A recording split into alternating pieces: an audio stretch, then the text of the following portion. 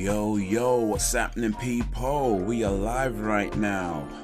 Live from the village right now. It is 7:53 in the PM right now on the 16th of August 2021 right now. About to do movie night right now. Willy Wonka the Chocolate Factory right now. Wagwan, people, wagwan. How's everybody doing today? How's everybody doing this fine and lovely 16th of August? I hope you've been having a good day, or hope you're having a good day depending on where you are in the world. Maybe it's towards the end of the day, maybe it's at the beginning of your day. I don't know. It is 8 or almost 8 p.m. where I is.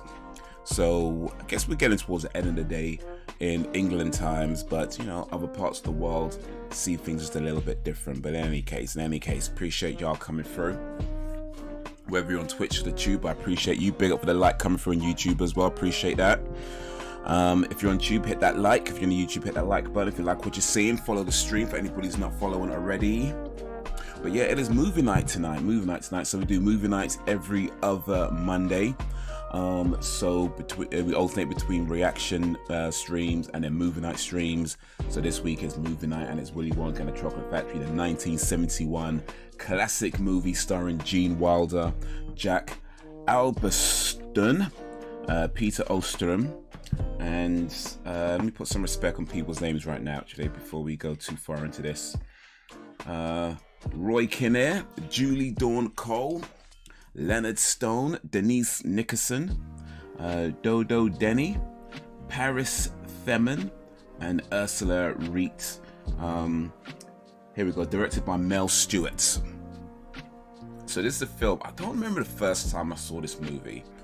Not specifically, I'm sure the first time I saw it probably would have been, I think in the 90s, I think. You know, maybe like mid to late 90s. That's what I'm kind of guessing.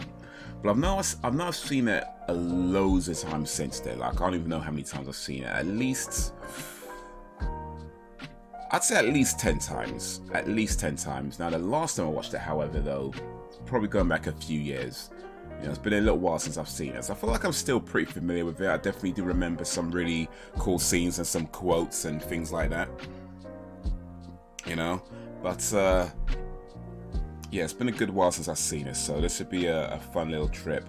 You know, I feel like out of the things that I remember, you know, there's definitely some really cool stuff. So there's some really important quotes as well, where, you know, some of the things that get said, where you really think about it, it's like, you know what, that's some deep, you know what I mean, that's something real deep.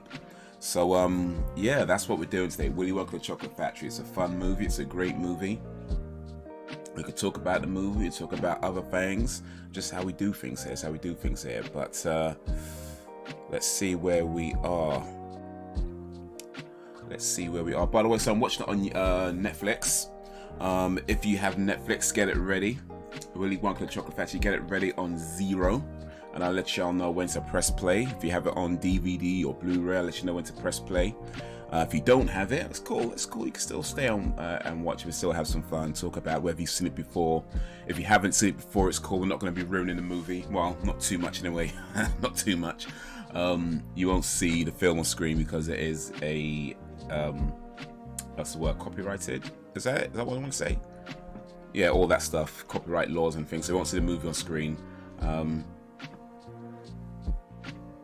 fact, just seen a note on Netflix, actually. It says the last day to watch this on Netflix is the 31st of August.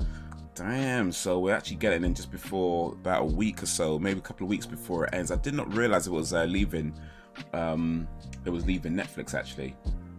I did not realize it was leaving Netflix. So, well, it's good for me got it before it goes. But if you haven't seen it, you're definitely going to want to watch it before it leaves Netflix. But yeah, we'll start this movie in just a moment or two.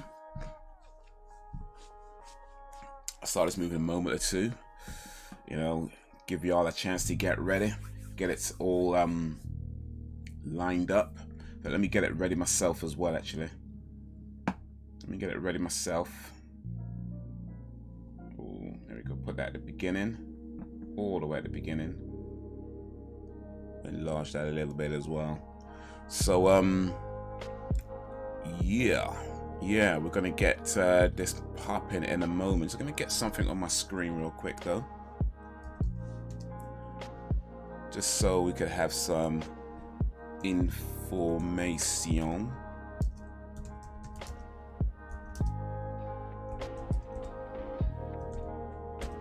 There we go. So I did read that the young fella who plays Charlie in this movie, this was pretty much the only movie he ever did. Like, I read somewhere, in fact, let me just look this up real quick before we start. Peter Ostrom, who played Charlie. Yeah, as an actor, yeah, the only movie he ever did was Willy Wonka Chocolate Factory. Nothing before that, nothing after that. He was credited in some other things, like, you know, appeared as himself in some TV shows, maybe interviews and stuff like that. So he had TV appearances, but yeah, the only thing he ever did, the only movie he ever did was Willy Wonka the Chocolate Factory. So, hey, it is what it is, man. It is what it is. Yo, Chairman! Big up, Chairman, for coming through. How is you? Sam! Big up, Sam, for coming through. How is you? How's my day been? My day's been aight, you know. My day's been aight. It's Monday today. Yeah, it's Monday today. So what I've been doing, mostly just been working on a video for the movie channel, working on the movie review. Well, not quite a review, but we'll call it a review just because that's the easy way of describing it. But I'm looking at Aquaman. If you've seen the movie Aquaman, the DC EU movie, seen it a few times before, so I want to do like a write-up on Aquaman and why is that movie trash. That's the name of the video that I'm working on. Why is Aquaman trash? So I'm watching Aquaman, making some notes, writing some things. Ooh, what just happened? Yo, Chairman Sharon, big up for the share. Big up for the share. Appreciate that. Hosting it over on Twitch. Nice. I like it. I like it. Yo, Mr. Evans coming through. Big up to you. It's going all right today. How's your days been? About to get started. So yeah, if you haven't already, Netflix, Willy Wonka Chocolate Factory. If you want to get it lined up in 0, press play in a little while. Just in a little while. Just in a little while. Big up for the likes on YouTube. Appreciate it. If you're on YouTube, hit that like button. It all helps, man. It all helps. And if you like what you're seeing, follow the stream because we're doing this thing. Every other Monday movie night this week, Willy Wonka Chocolate Factory, and apparently it is leaving Netflix in about 2 weeks. I did not realize that. I actually did not know that when we picked this movie to do movie night on. So it's a good thing we get it in before it leaves. Can't say I've seen it. Sounds like I ain't missing much then. Oh wait, Aquaman. So I got confused. I was saying, wait, what are you talking about? What do you want? I confused myself for that moment. Here's the thing with Aquaman. I'll say it's. I mean, if you like comic book movies, I think you'd enjoy it. Like if you're already into those types of movies, you know, the Marvel movies, DC, that whole extravaganza, I think you'd enjoy it. You might not. I mean, it's not brilliant. You know, it's not like the most amazing movie ever. No, it's not that. But I'll say it's one of the better movies, in fairness. But it's like, it's not exactly. It's one of these films where it feels like it should be a lot better than it actually is. Like, you know, there's certain films they come out and they're just like masterpieces. And I feel like Aquaman kind of should have been in that realm of like just masterpiece movies. But it's all right. It's not terrible. But I think if you don't necessarily go for those types of movies, yeah, you're probably not going to get a whole lot from it. You know, if you're already into the whole thing, then sure.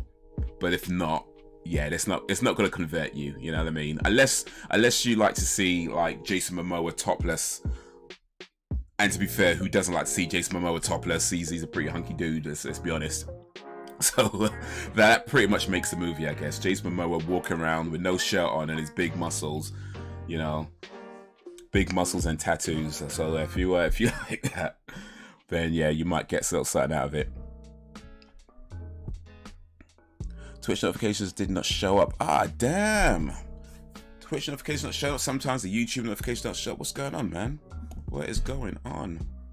I get YouTube notifications when I go live, which is weird. You know, but YouTube notifies me when I go live. I mean, I don't mind it. But, you know, it'd be nice if they notified other people as well. And apparently they're not always doing that. So, I don't know, man. I don't know. Okay, done a couple of vids today up on the channel, so all good in the hood. Nice, nice, nice. Willy Wonka ends on the 31st. Yep. So yeah, if you ain't seen it already, gonna want to watch it before the 31st. Or, you know, get it on DVD at some point. It's available. I mean, DVDs still exist, so not everything has to be Netflix. You can buy DVDs and Blu-rays and other ways of watching movies, but Netflix is, let's be honest, it's convenient, right? If it's not on Netflix or one of these streaming services, let's be honest, it's such a convenient way of watching movies. Programmer YT Twitch, yo, big up for coming through. What's Get Digger? Alright, okay. I'm not sure what that means, but hey, appreciate coming through, man. I like the burger. I see you got a burger in your profile. I like burgers. What's that, a Big Mac though? Looks like a Big Mac, I don't know. I used to like Batman, etc. as a kid, but they don't appeal to me these days. Too much CGI. I see.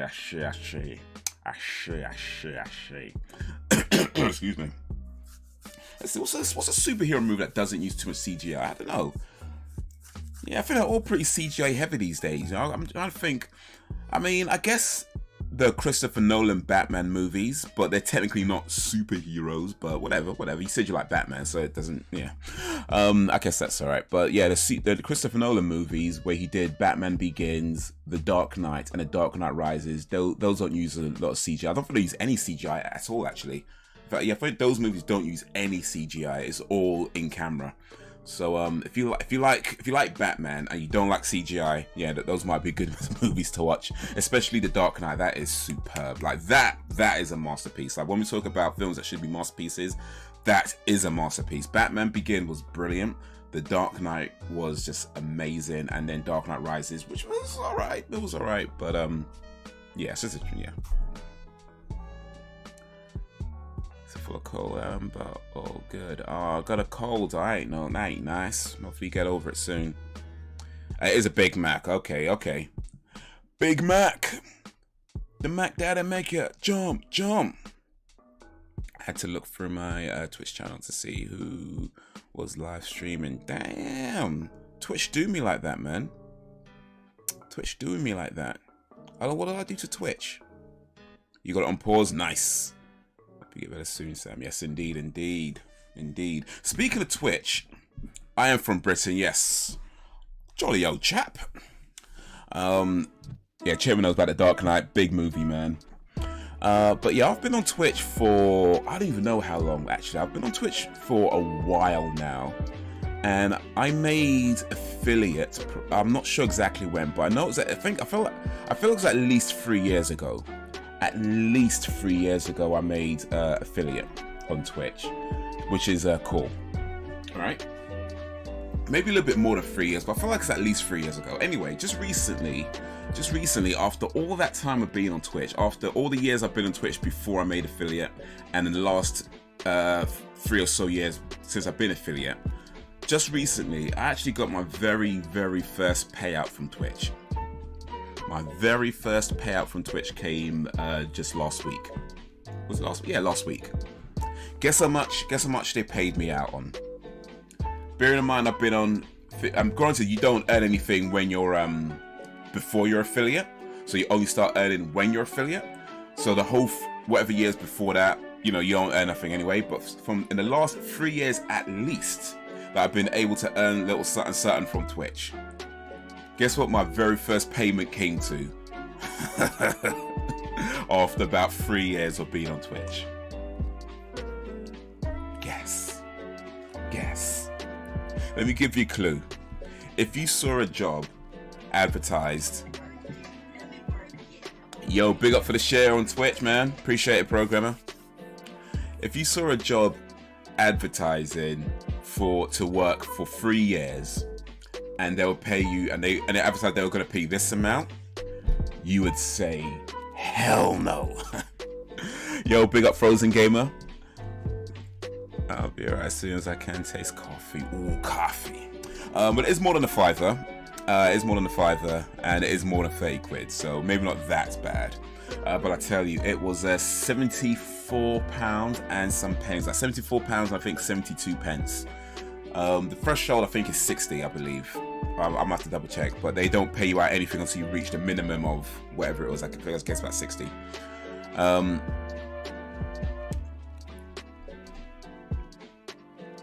Should have paid more for Hobbs and Shaw. Well, they paid me quite handsomely, actually. I can't be mad at that. That was a good job. But yeah, after 3 years, 74 quid. And here's the thing, though. I mean, I'm kind of joking a little bit, and like I say, like if you saw a job advertised, in the same way I feel about YouTube, like the money that I've earned on YouTube in the time that I've been able to earn money, compared to the time that I've been on YouTube. Like if you saw a job saying, I mean, I think on YouTube at this point I've earned somewhere around between £300 and £400 in total. I think it might be a little bit more. I'm not sure exactly how much, but in the time that I've been on YouTube, the time that I've been able to earn money on YouTube, which has been about, I think about at least 6 years, 5 or 6 years, I think I've been able to earn money on YouTube now. And yeah, in that time, I've probably earned somewhere around, yeah, I'll say between £400 and £500 in total. Between £400 and £500 in the last 5 or so years. If you saw a job advertised saying you're going to work for 5 years, 6 years, and you'll get £500 for those 6 years, you would say, hell no, right? But here we are. So I don't know. I feel like if you're going to do things like Twitch, you're going to do things like YouTube, any kind of content creation, yes, you can make millions and millions, and there are people who do that. But I think the truth is, you gotta love it. You know what I mean? You just gotta love it, because otherwise, well, I feel like you gotta be crazy first of all. Let's be honest. You gotta be at least a little bit crazy, just at least a little bit crazy. Maybe not too crazy, but I think you need to be at least a little bit crazy. And yeah, you just gotta love it, because otherwise it'd be like, damn, you got ripped off. I don't really say it that way, to be honest. I really don't say it as being ripped off. I mean, of course, if you want to give me more money, I'm not going to say no, right? But I think when it comes down to it, the money's great when you can get a little something, but it was never the why I do it. You know what I mean? The sole reason I turned on notifications was for the sake of saying, well, look, I'm going to be putting videos up anyway. So if you're going to give me a little something for the videos I'm going to put up anyway, whatever, I'll take it. And if one day, God willing, that little something turns into millions, awesome, I'm here for it, right? But in the meantime, hey, you want to send me 50 quid, 60 quid? You know what I mean? I ain't gonna say no. So I don't really see it as being ripped off. I look at it as, look, I'm doing these videos anyway, regardless. Like, I'm putting out these videos anyway. I'm doing these streams anyway. You know what I mean? And so yeah, whatever comes through, I'm grateful for. So, but yeah, you gotta be a little bit crazy, and you gotta love it, I think, because otherwise, but guess where program is from? Well, let's say I'm gonna guess America, somewhere in America, USA, to be more specific, because America could include South America as well. But I'm gonna say with USA. Can you buy Vegemite with that? Well, I guess it depends what combination of vegetables you get, but I should hope so. I bet these good-looking girls get more from Twitch. Hey, you know, popular people get more from Twitch, whether they're good-looking or not, you know. So, and I ain't mad at those girls. I know a lot of people say things like, oh, they're just using their looks. I mean, yeah. Like, so. And look, here's the thing. People get mad at these things about, oh, these girls do using their looks to get money, to get attention. It's like, yeah. You know, but here's the thing, though. People buy into it, so you can't be mad at that. You know, if people are going to keep going towards those streams because, you know, they're showing their cleavage, or, you know, because they go in these hot tubs and that's what you want to see and that's what they're giving you. You know what I mean? It is what it is. I know. And this whole thing about, oh, they're stealing views from people. Please, come on. I'm gonna guess, and maybe I'm wrong, but I'm just gonna go ahead and guess that the same people who look for, like, you know, booby streamers and hot tub streamers and that kind of thing, they're not looking for me. You know what I mean? I doubt there's much crossover, if any. So they're not stealing anybody's views. They got their own audience that go for that kind of stuff, and other people do other things that, you know, other people like to watch. So it is what it is. You know what I mean? Let them do them. They make their money. They make their hundreds and thousands and millions. Good for them. You know, I ain't mad at it. History, do anything. Why don't you make an OnlyFans page? Well, maybe that's the next thing to come. The US, damn, so I sound stupid. Hey, come on, man. There's some smart people in America. So I've heard. Nah. No, I'm just guessing. The only reason I say US is because usually when people say things like you're from Britain, more often than not that person's from America. That's why I said US. So if not, oh well.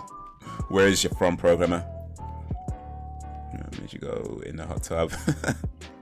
Like a bit of awesome. Let's see your views skyrocket. People choose to watch those types of streams. But did you probably cancel the first vid? Hey, it'll be a record. Yo, Otters in Tub. Yo, Otters in Tubs. The Big Monkey 666 over on Twitch. No, wait, that's over on YouTube. What am I talking about? The Big Monkey. Wait, my bad. I'm confused myself. Otters in Tubs. Big up for coming through. Appreciate you, man. Appreciate you. Hey, how you doing? I just confused myself, man. From Germany. Okay, nice. I ain't never been to Germany, but yeah, I've always wanted to go to Germany, especially Berlin. You know, people tell me about Berlin, and it just sounds like such a cool place to go to. And I've been wanting to go for the longest time. So yeah, hopefully I'll be going to Berlin. I don't know if it's going to be the next place I go to, but hopefully, God willing, one day I'll be going to Berlin. You can do OnlyFans as long as you don't show anything. Well, I think OnlyFans are okay with feet. Apparently YouTube aren't. YouTube don't like the feet too much, so it seems. But OnlyFans, I think you can. I could post my my feet poem on OnlyFans, and hopefully that'd be okay. If OnlyFans kick me off for that feet poem, then but I don't know what's going on. I don't know what's going on. I've been to Berlin also. I have family there. Nice. How is Berlin then? Is that as awesome as I heard it is? But yeah, we're doing movie night tonight, and it is Willy Wonka Chocolate Factory. Watch it on Netflix. If you got Netflix or any other way of watching the movie, make sure you get it lined up. I know a few of you have. We're going to start the movie in a moment or two. But yeah, get it lined up on 0, and we'll press play in just a little bit. Oh, excuse me. And yeah, but if you don't have it, it's all cool, man. Still stay, have some fun, join the chat, all of that, man. YouTube get turned on too much. I don't know what's going on YouTube. So for those who don't know, real quick, is I have a poem that I wrote. I wrote this poem back in 2007, and I posted a video of the poem. Yo, big up Humble Princess. Assalamu alaikum. Wa alaikum salam. How you doing? I posted this poem on YouTube about back in when I posted 2000. It doesn't really matter. About 6 years ago, I posted it. And the poem is, I'm talking about feet, but using feet as a metaphor for life. And in the video, you see my feet in, like, you know, various circumstances. You know, I'm running or cycling or, you know, jumping, that kind of thing. It's just my feet throughout. I'm wearing trainers in some of them. Other shots I'm barefoot and that kind of thing. But it's just my feet for the whole video. Yo, Humble, appreciate the follow on Twitch, Humble Princess. Appreciate you. Thank you. We're doing movie night tonight, so if you've got Netflix, we're about to watch Willy Wonka the Chocolate Factory. If you want to get that lined up and ready. If not, it's all cool. We can still have some fun. But yeah, post that poem, and yeah, 6 years later, just maybe guess a few weeks ago now, they sent me an email saying that it's not suitable. Sorry, it's, what did they say? It violates the community guidelines, and as such, they're going to age gate the video, which means you have to be over 18 to watch it. Man, look, I don't care about the age gate. If they want to age gate my video, that's their business. If that's their rules, whatever. The thing that annoys me is the fact that when I wrote them back and said, okay, why was this age gated? Because I'm looking at the terms and conditions, the community guidelines and everything else. I'm thinking, I really can't see how this breaks your community guidelines. So why is this going against it? What did I do? What's the thing?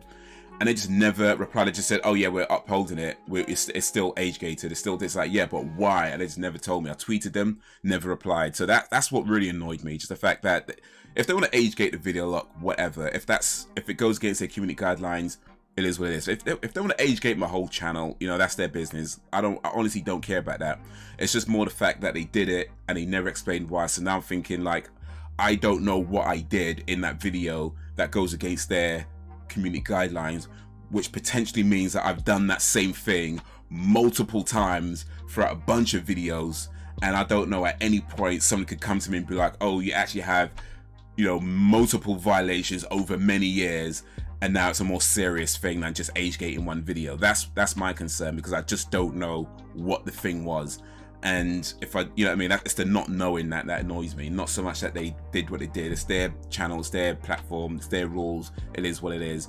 But can you let me know what it is that I did that meant that this happened? Otherwise, it's just like, I don't know what I'm, you know what I mean? That's just the annoying thing. Like, if you got time to look through a 6-year-old video and decide it goes against your community guidelines, surely you have time to let the person know what exactly they did. And what's dumb about it is, like, I see plenty of other videos on YouTube. Granted, some of them have been age gated, but a lot of them haven't, that have way more views. Like, I only had like 190 views on that video, like 190 in 6 years. The video got like 190 views. It wasn't exactly a popular video. So if you got time to dig up some unpopular video from 6 years ago and age gate it, how are you not seeing all these videos with hundreds of thousands of views, millions and millions of views, all with feet, talking about foot fetishes, talking about people sniffing their feet, talking about sucking toes, all of that, and those videos are fine. Yet my video using feet as a metaphor for life, that's a problem. And you're not going to tell me why. I don't know what's going on. I don't know. But hey. Pretty big, can be chaotic, many cultures mixed together and many transport opportunities, many things to visit, so 1 week there was too short to do a whole, okay, so if you're gonna go, you're gonna need some time. Okay, I see you. Book at least a couple of weeks then. Alright then, guys, we're about to start this movie now, so I'm gonna do 3, 2, 1 and play. So if you want to get ready to hit that play button, in fact, you know what, let me switch off to this screen so y'all can see what I can see. And let me adjust this a little bit. There we go. Alright, so are you ready? Views equal profit. Well, indeed, hopefully so. You said it because they have more. Oh, that's what, yeah. I see what you mean. I could be a part of it. You know, maybe it's because my video didn't do so well. I thought, screw this guy. Screw this guy. We give him 6 years. Screw this guy. Maybe. That could very well be it. Alright, you guys ready? In 3, 2, 1, play.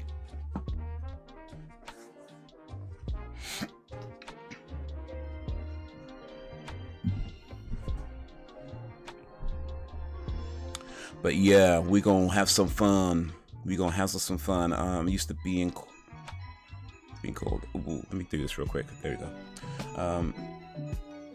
I'm used to being called this, so don't bother me now.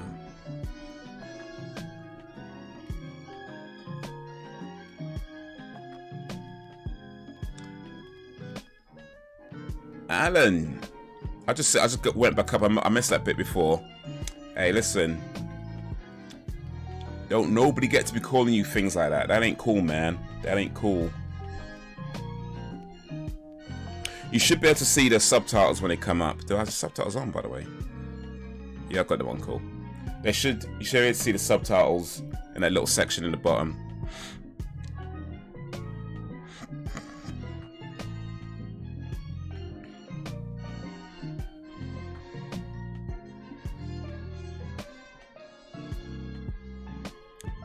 Have you watched the movie before? This movie, yes, I've seen this movie loads of times before. I think the last time I watched it was quite some years ago now, though.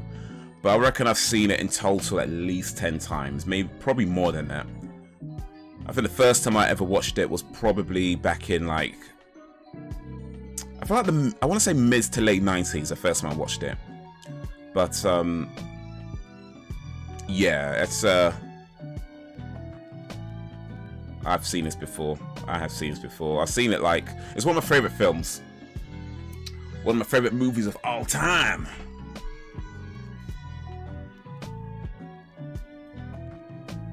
Have you guys seen this before?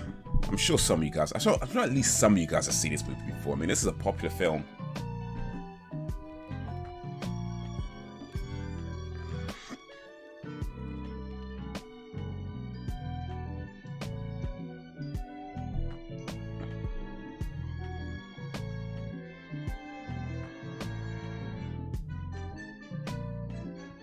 Directed by Mel Stewart.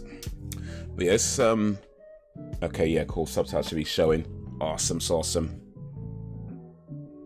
I can't show the movie because, you know, copyrights and all that, but you should be at least able to see the subtitles, that little window box opening.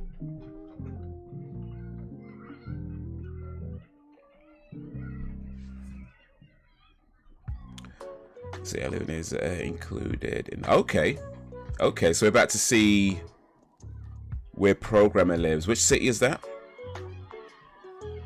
In fact, do I remember? Because was it Augustus Gloop is from Germany. Oh, what's the city he's from? Mate.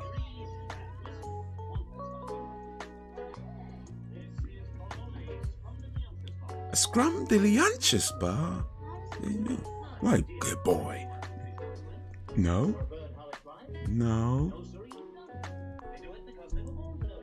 Dusseldorf, yes, that was it. You were born to be a Wonkerer. Who here was born to be a Wonkerer? Drop an F in the comments if you were born to be a Wonkerer. Might want to look up what a Wonkerer is first, by the way. I'm just saying. They don't. I'm sure they don't mean nothing bad by it, but you know, a Wonkerer. The Candyman can because he mixes it with love and makes the world taste good. To be fair, I only call people I like a cunt, so if I call you take it as a compliment because I don't like that many people. It's a term of endearment. You can watch the movie using the watch party if it's available. The watch party tool is available if you're using Prime, Amazon Prime, which I do have, by the way. I don't know if this movie is on Amazon Prime, but the reason why I've opted for this method is because I stream on both Twitch and YouTube, and not just Twitch. So this is actually a double stream going to two different platforms. So that's why I prefer to do it this way, that way. And also with the with the watch party option, you have to have an Amazon Prime account as well. And if you don't, then it's just gonna be pretty much what we're doing now. So it feels like if you're gonna have to have it, if you're gonna have to have the service anyway in order to watch it, then it's like, yeah, might as well just do this. It's gonna, you can see it on your end anyway, and then yeah. But who knows? Maybe one day I'll be using that watch party service, watch party option. Maybe, just maybe. And there we have Charlie. Have you guys read the book, by the way? No, this is, I don't know. I'm gonna assume you know this, but this is actually based on a book by Roald Dahl. I don't know when the book was written. Probably in like the. Let me look this up real quick before I just embarrass myself. When was this book written? When was Willy Wonka and the Chocolate Factory written? 1964, there you go. It was written in 1964 by Roald Dahl. And it was Charlie and the Chocolate Factory, my bad. The book's called Charlie and the Chocolate Factory. The film's called Willy Wonka and the Chocolate Factory. I should have known that. I did know that, I just forgot. Do I have more followers on Twitch or YouTube? I have more followers on YouTube. Actually, there's more people who have hit that sub button on YouTube than have hit the follow button on Twitch.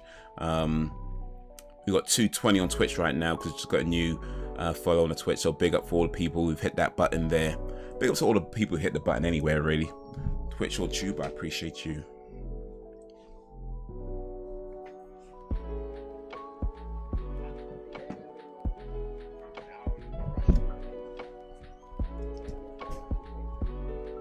This movie is actually creepy, by the way. Like, if you've seen it, then you know, but this movie is bare creepy. Like, it really is. It's supposed to be a kid's movie, but it is actually creepy. Yo, Programmer YT just followed on the Twitch. Wait, I swear you followed on Twitch already, didn't you? Okay, I must have imagined it. Maybe I imagined you did. My bad, I'm sorry. Oh no, you were just hosted on Twitch. Okay, yeah, so it was a host. So appreciate the follow. Big up the program for the follow. Read it when I was a kid. My favorite Roald Dahl book was the BFG, Big Friendly Giant. I haven't read that for a good while. I think I probably read it when I was a kid as well. I've now seen the movie years ago though, like the cartoon series, the cartoon movie.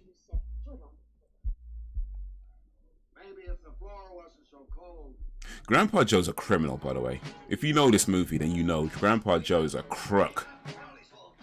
He is a crook, if I ever saw a crook. I follow you on the Twitch as well. Yeah, big up Adam, Twitch and Tube. I don't have Twitch. The other half does. Has he done some streams on it? Twitch is a cool platform. I like Twitch. Between Twitch and YouTube, I mean, they both have their pros and cons, definitely. Twitch, I would say, has more features when it comes to live streams, and tends to handle errors like drops and dips and things like drop frames and things like that better than YouTube does when it comes to live streams. That being said, YouTube's not a slouch when it comes to live streams. You know, they do pretty good, but I do feel like Twitch maybe. I mean, Twitch is a platform dedicated to live streams, so it just kind of makes sense that, you know, they're gonna have a few more features, and they've been doing live streams longer than YouTube has. So yeah, it just kind of makes sense that they'd have it a little bit better. But then the flip side is that YouTube is better for videos, and they've been doing that longer than Twitch has. And whereas live streams on Twitch, also live streams on YouTube, I feel kind of competes with what they do on Twitch. The uploads on Twitch don't come close to what they do on YouTube. So yeah. You know what I mean? It's like that. Ooh. You know what? You might not see all the subtitles, but sorry, my bad. They've moved them around on this one.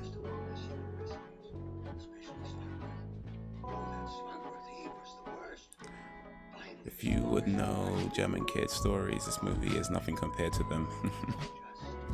Oh, this movie exaggerates a lot. That much I do know. But that's why it's so great. If you were, when we was doing homeschooling, so I had to do some work on the BFG. I got so excited. Oh, nice. Did you do the homework for her? But never mind, I'll just do this myself.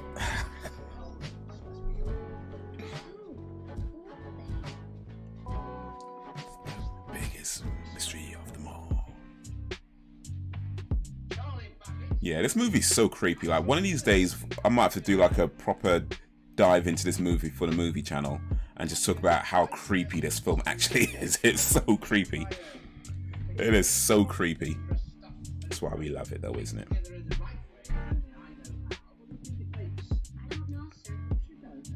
God, no, because only I know. You know what I don't know. And you be the teacher, and you knew. And for a teacher to be a student, it's something rude. Which is much better than Facebook live streaming. I think everything's better than Facebook live streaming, to be honest. I mean, I've never really used it, so I guess I wouldn't know, but yeah.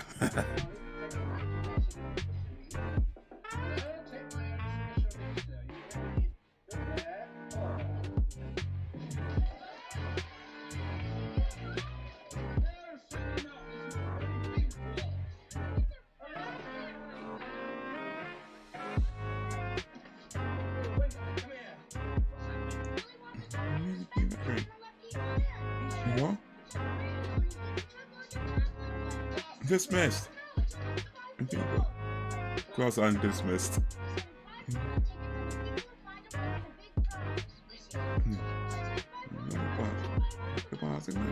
Class be dismissed. This teacher like let his class out to go find Wonka, go to tickets in Wonka bars.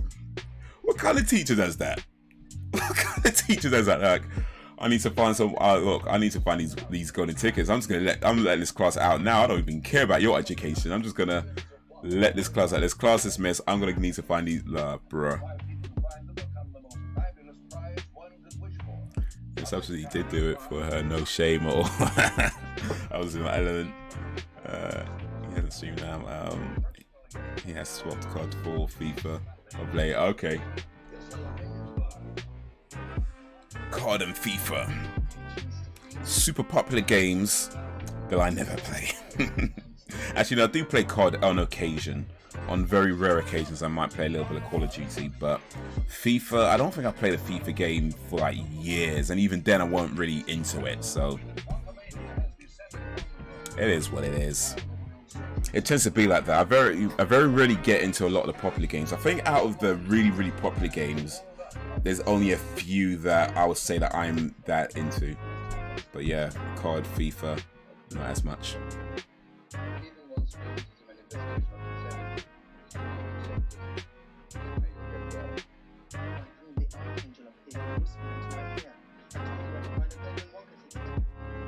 What did exactly say? So what's about to tell me where the ticket is?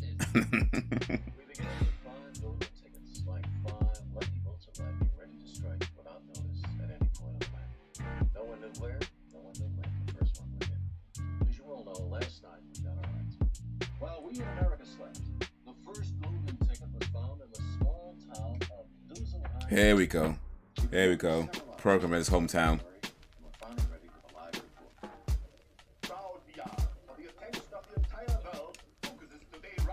Yeah, still a little time to go for that, Mr. Evans.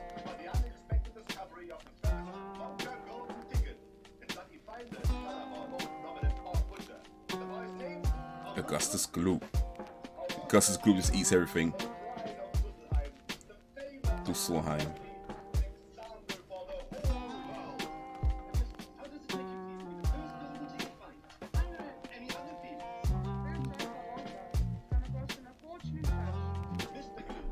He just eats the microphone. Like I said, FIFA, he used to play Formula 1 quite a bit too. Turns out watching him play isn't the same as watching it on telly.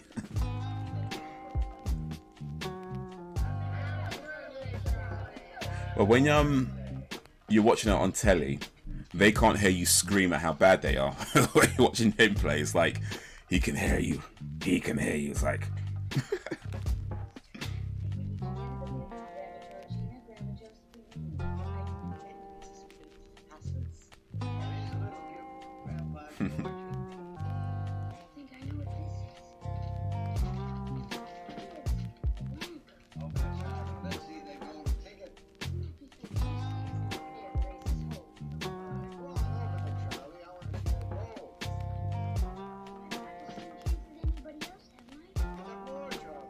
Look how he just gets his hopes up though. You got more because you wanted more. Open it. And just gets his hope up. No shame. And of course, what happens?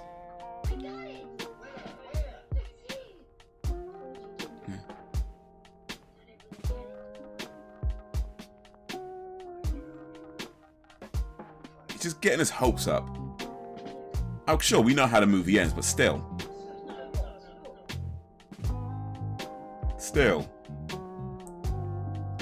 And now they won't even eat the chocolate. Oh. If I ain't back in 5, I might not be alive.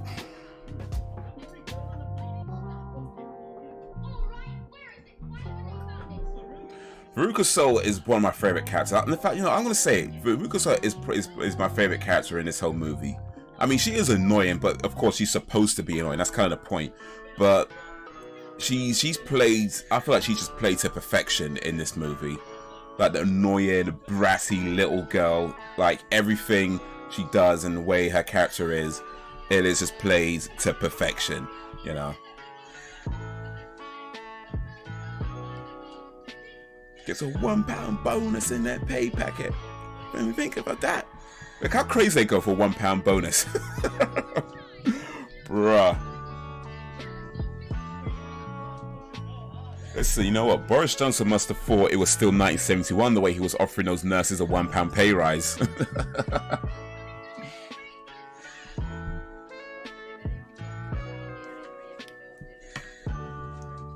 Way Boris was like, yeah, you get a £1 pay rise or something like that. He must have thought it was still 1971 where you could offer people £1 and they go crazy like, oh, £1, that's amazing. Bruh, ain't 1971 no more.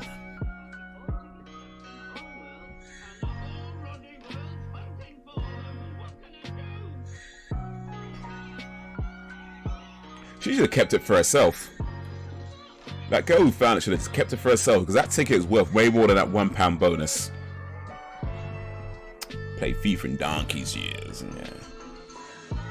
You're a house divided when it comes to Formula One. He is Team Hamilton. I am Team Raikkonen, or however you spell it.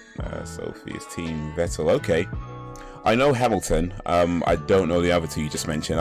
I clearly don't watch that much Formula One. I think the last time I watched Formula One was actually not that long ago. It was like the big one they did. I guess it was a few weeks back. Was it the Silverstone or something like that? I watched the last maybe, I don't know, I guess 10 laps or so of it, and Hamilton won. And I think that he's like tied now for like most wins or something. I don't know. I wasn't really paying attention, to be honest, but I know he won that. But yeah, the other names you mentioned, sorry.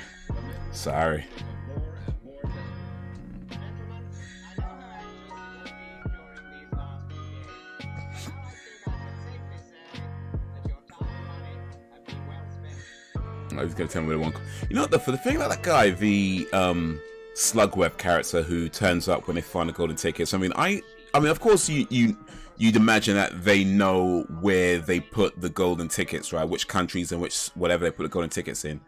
But then, how would you know specifically where it's going to be found and who's going to find it? Because that guy had to be there and ready and dressed in the right outfits to like get past everybody. You know what I mean? It's like, so how was that known? How was that known? I'm just saying, man. This film has some questions. I'm telling the computer that if it will tell me the correct answer, I will gladly share with it the grand prize.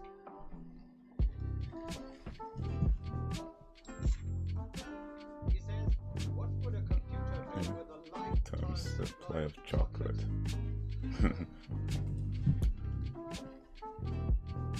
I'm now telling the computer, look at what he can do with a lifetime supply of chocolate.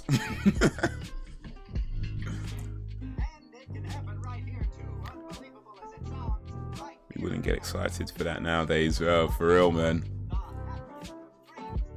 It was a simpler time back in 1971. Kimi Räikkönen, he is Finnish, and Sebastian Vettel, he is German. Okay.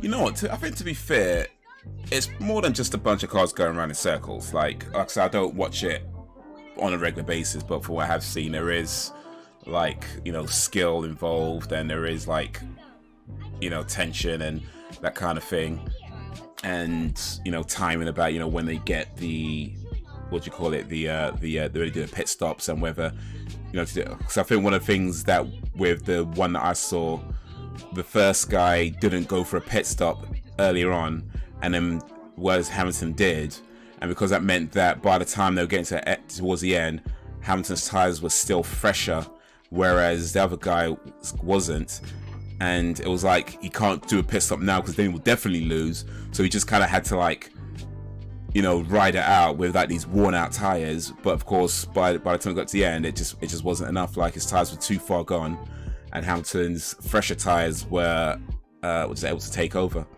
So yeah, it's just stuff like that. I'm not saying that means I'm going to watch it on a regular basis. I probably won't. I don't follow many sports, but yeah, I can see there's quite a bit to it.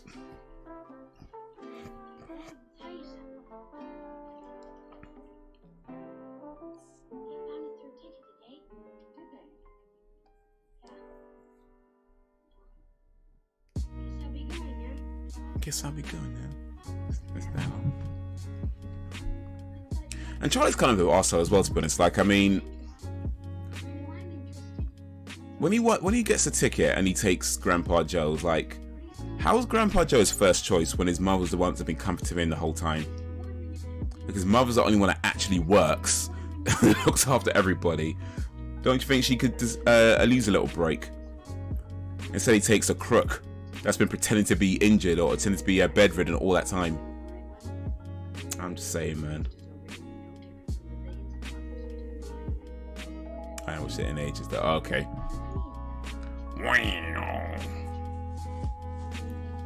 I used to play quite a few racing games back in the day, but not such Formula 1 games. It was more like what was the big one I used to play? It was Gran Turismo. I got really into Gran Turismo for a good while, and then Project Gotham Racing 2. Got really into that as well.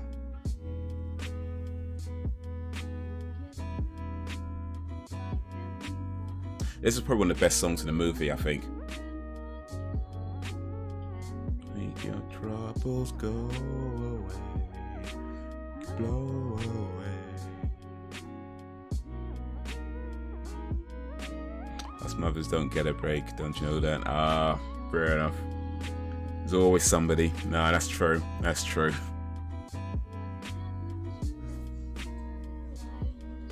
I guess it's even worse when you got ungrateful kids like this Charlie character. Man.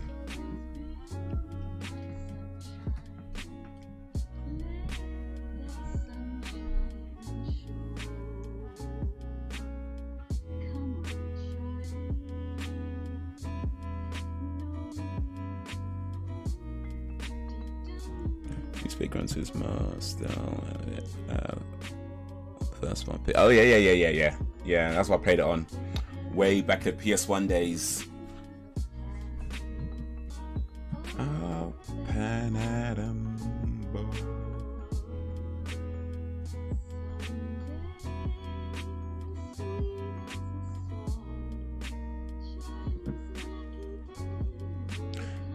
How awesome would it be if the world randomly burst into song for a day? Oh, that'd be incredible.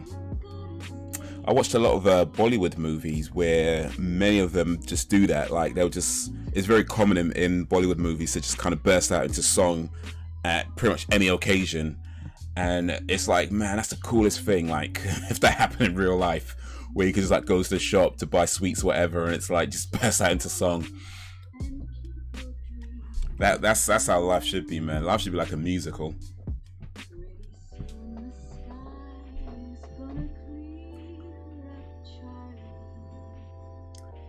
Cheer up, Charlie. Cheer up, Charlie. Just be glad you're you. Yeah. So Mrs. Bucket's really trying, man. She's trying hard, working hard, comforting her son, looking after everybody. Single mother, you know, looking after her parents and her husband's parents. Well, I mean, or boyfriend. I guess we don't know if it was a husband or a boyfriend, but still looking after his parents as well. I'm gonna assume husband because it's 1971.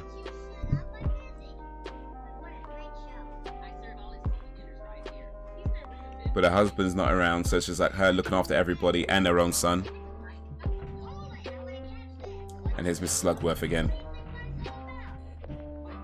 So how did Mr. Slugworth get a job as a TV interviewer in time to find a guy? Bro, there's something going on here, man. There's something going on. It's not just about knowing which locations they're in. There's something going on.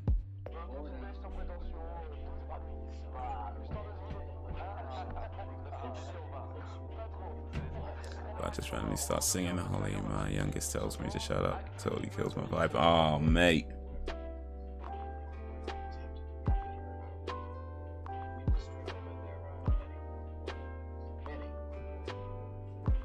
Just keep singing anyway.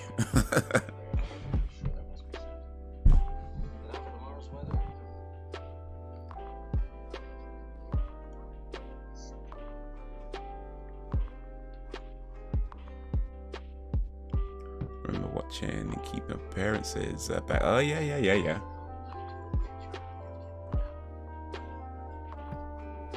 Hyacinth bouquet or hyacinth bucket. It's not bucket, it's bouquet. This scene is so sad actually, because again, Grandpa Joe's just getting his hopes up, and the fact that the way Charlie ends the scene, like it shows that like there's like a level of maturity that he has. But it's so sad that he has to be the bigger person for in front of his grandpa. Look at this. Chocolate tastes terrible. Oh. Damn it, man. Damn it, man. Charlie shouldn't have to be the bigger person at scene, and Grandpa Joe, twice he's done that now. Twice he's just gotten his hopes up.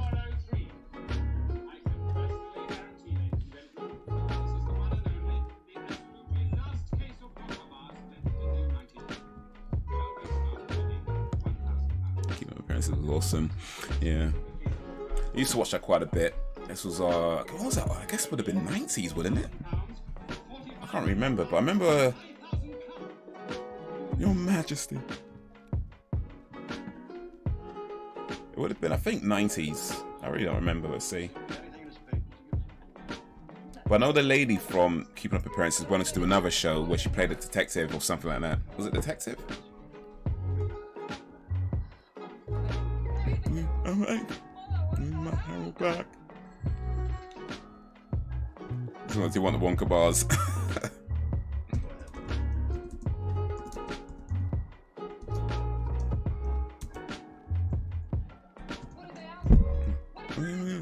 Yeah, 1990. Nice. Look at the seriousness on her face. Right. It's your husband's life. Okay, so what the bars? Only give me to think it over. She's serious, bruh.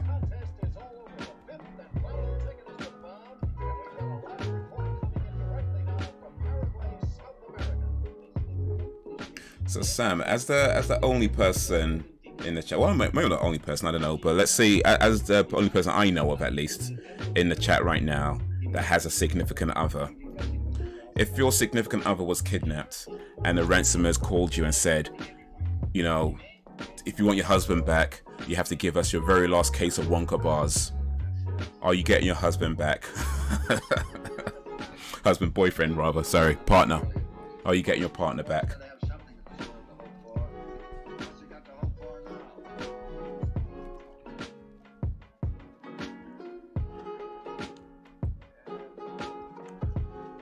Onslow used to make me laugh.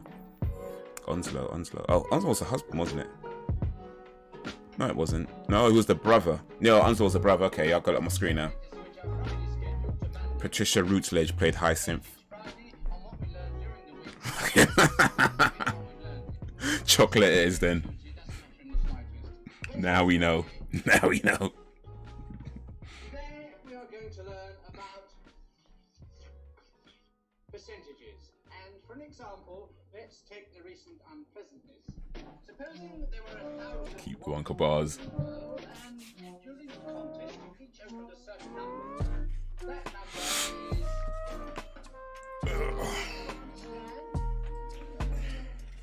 You know, better than that. How many Wonka bars did you open? 900. There are 10 hundreds in 1,000, therefore 10%. Yeah, Patricia Routledge. I know she did another show after Keeping Up Appearances. What was it called? Hetty Wainthrope, that's it. Hetty Wainthrope Investigates. I used to watch that a little bit as well.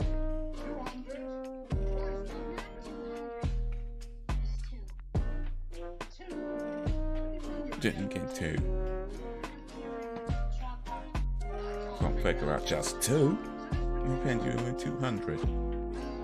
With 200 Wonka bars. I'm very sick. Just plan over that.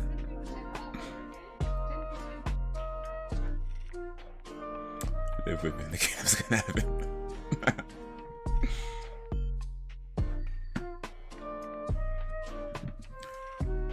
Oh no! The kidnapper's gonna have him. Well, I hope they like Call of Duty. Hope they like Call of Duty and FIFA.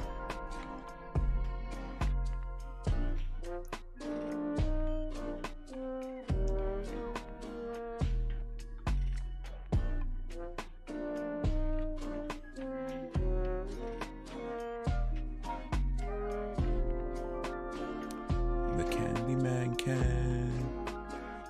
Oh, the Candyman can.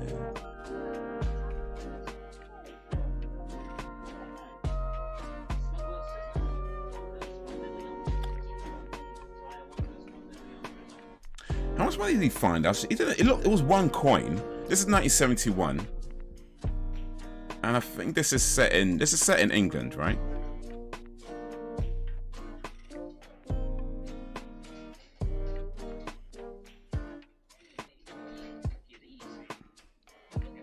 So what? I mean, that would have been maybe like a £1 coin. Actually, no, did they have £1 coins back in the 1971? Because I remember we used to have £1 notes. I'm not sure. I don't know if we had £1 coins. I'm talking like I remember 1971, by the way. But I know there used to be a £1 note way back in the day.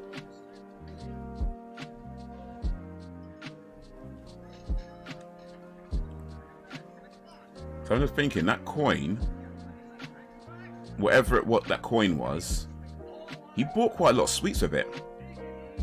But then it's 1971, so sweets were probably like dirt cheap as well.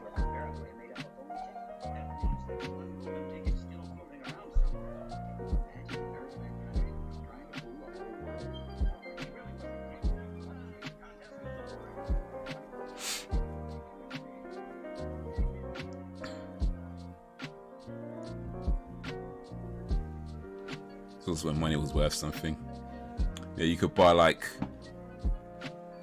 how many was that? Like, he bought the Wonka bar, he bought the Scrumdiddlyumptious, or what? He bought quite a few things, at least anyway. Or with whatever that coin was.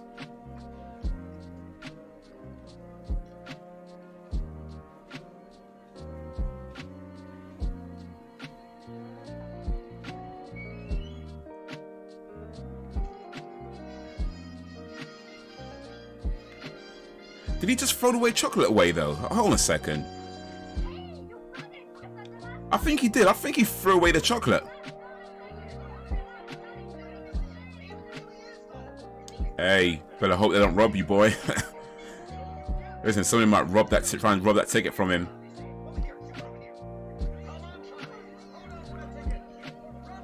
Ready? Run.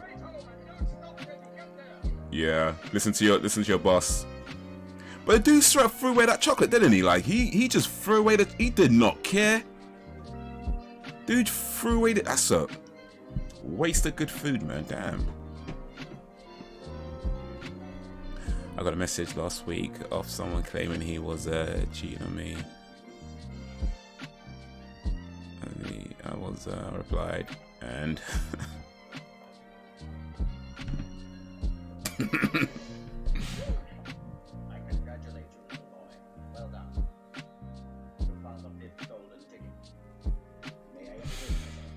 yeah, people saying all kinds of stuff to try and rattle you. That's probably the best response, but like, now listen carefully because I'm going to make you very rich indeed. Mr. Wonka is at this moment working on a fantastic invention. chances are I'm just gonna go ahead and guess that whoever sent that message was probably somebody he rejected.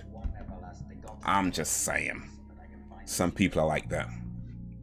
Your reward will be 10,000 of these. Make it over with you. A new house for your family. And good food and comfort for the rest of their lives. 10,000 of these. 10,000 of what though? 10,000 of what exactly? I know it's 1971, so 10,000 potentially is a lot of money. A lot of money. Potentially.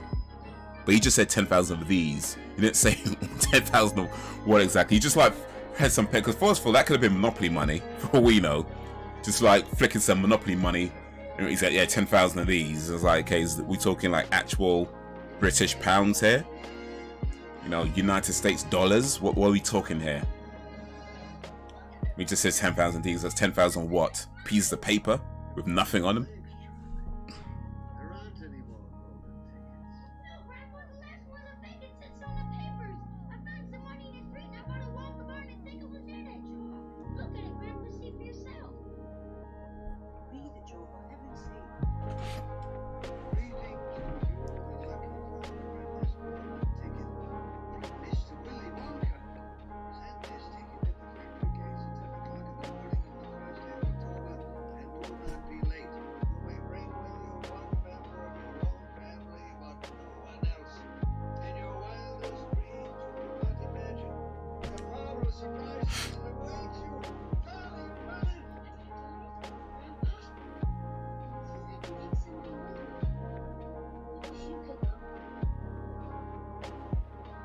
And this is where we find out Grandpa Joe is a crook all along.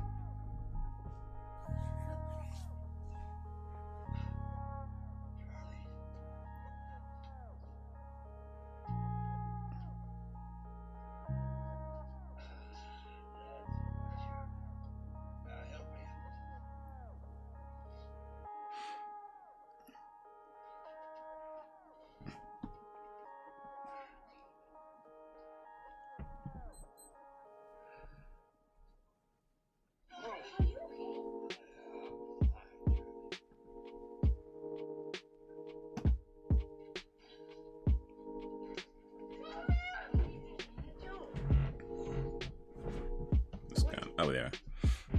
I knew who it was. She set up a new account just to message me because she is blocked and everything. Can't take her seriously. Some people just ain't got nothing better to do, man. So they try and cause trouble anywhere they go.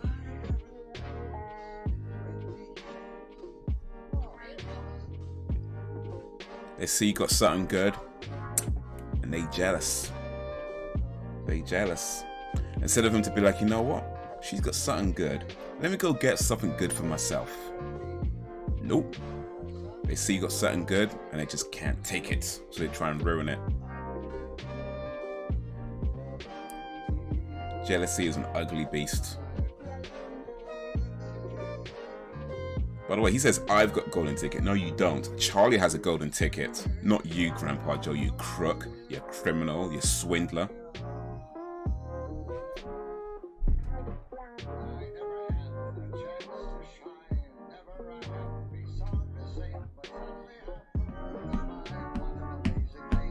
Because I've got a golden ticket. I like this song still, though. It's a cool song. What can I say? What can I say? Even though Grandpa Joe's a crook, this song's banging.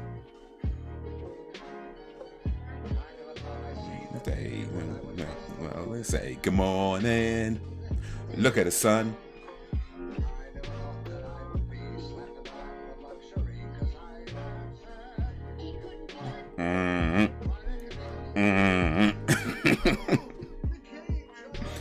Oh, the cane, Charlie.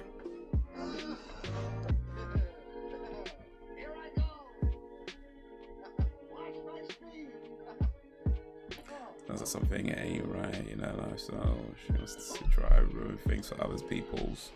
Indeed, indeed. I've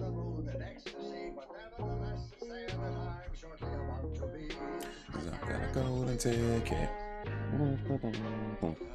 Golden chance to make my way. And with a golden ticket, it's a golden day.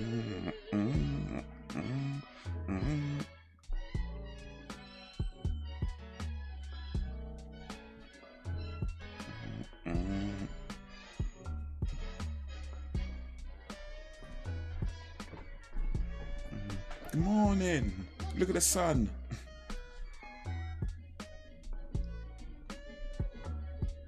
I have said it couldn't be done, but it can be done. Hasn't done it in 20 years, but he's up and dancing, jumping. Really? Really?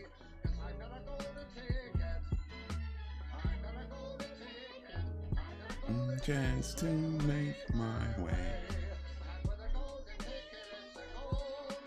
Monkey.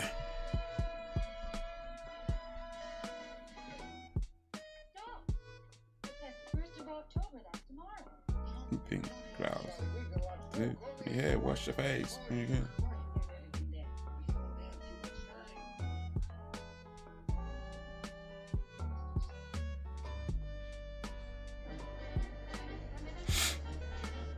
Alright guys, I think it's about that time where I'm gonna need to take a brizache. So I'm gonna hit pause. I'm gonna go 3, 2, 1, then pause. So if you want to get ready to pause so you can stay in the same place. Are y'all ready? And in 3, 2, 1, pause. But yeah, I'm gonna take a little break just to get myself right, get my body right and all that. Did I hit the right button? Yeah, I did. Cool. No complicated story with her. She is nuts. Oh, I don't doubt it. I don't doubt it. I mean, I don't know her, of course, but yeah, I don't doubt she's a few sandwiches short of a picnic, as they say. Grandpa's dodgy. Later, Del Boy. Maybe that's Del Boy's dad. Maybe. Just maybe.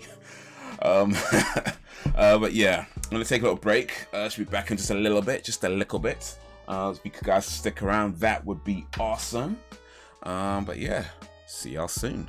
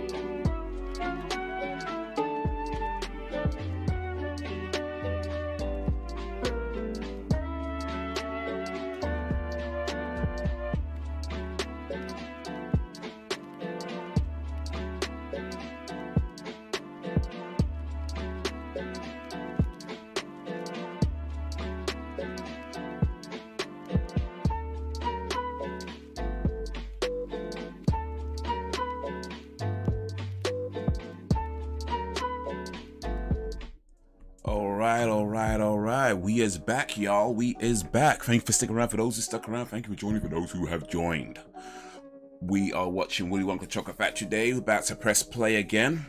Get ready to press that play button in a moment as we enter back into the movie fray. I just finished watching President Biden's speech. Makes me sick. Damn, that bad, huh? That bad. Yeesh. It's been... How long has he been president for? 6 months, 7 months, something like that. That bad. Damn.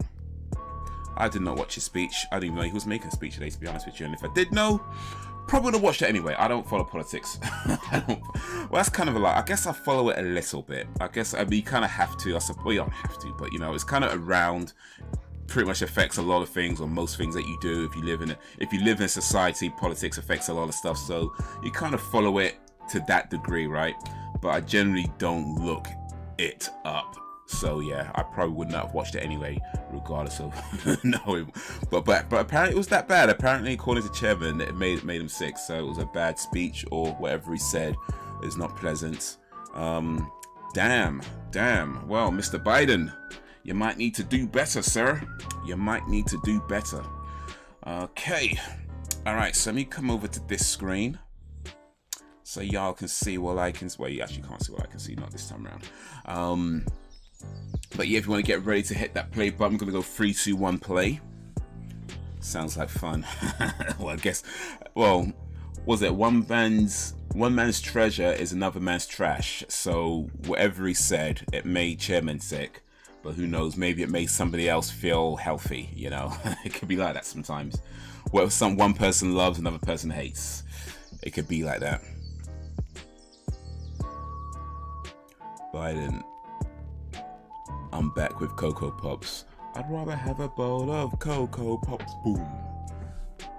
By the way, real quick about Cocoa Pops, because you guys were mentioning some foodstuffs that I should try, and I wrote down a few things that I want to try, maybe do a video on it at some point. So I'm going to say this real quick. What I've written down so far, and some of them came through ages ago. I just haven't got around to it. One of them is German deli, Ritter Sports from German deli.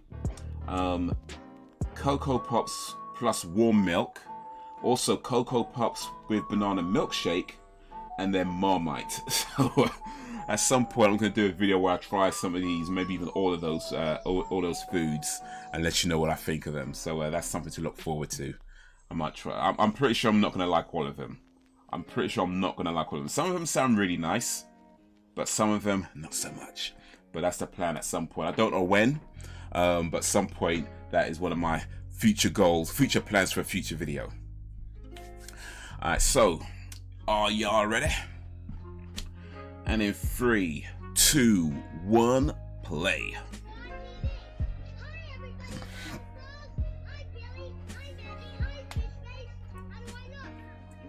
Oh, it's cornflakes with... Okay, I wrote it down wrong. My bad. Let me change that real quick. Cornflakes and warm milk. Okay. Let me change that real quick. Hi friends, Sam Beauregard here. The next time you're in Mount City, Montana, don't forget to visit Beauregard.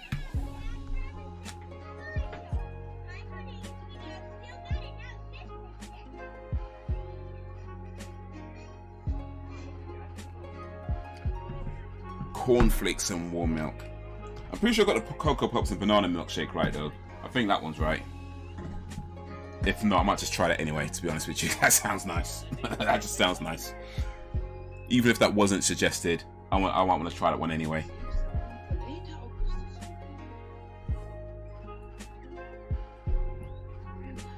don't believe it. We did it. We're actually going in. We're going to see the greatest of them all, Mr. Willy Wonka. Banana milkshake, my Cocoa Pops right now. Ooh, that does sound nice. Because I like Cocoa Pops and I like banana milkshake. Put them both together. I'm just saying, man. Got that chocolatey and banana mix. It's kind of like what they do. Yeah, if you ever have those like crepes, I think they're called crepes, where they put like the pancakes and they got like the banana pancakes and put the chocolate drizzle all over it with the banana and the strawberry, kind of like that.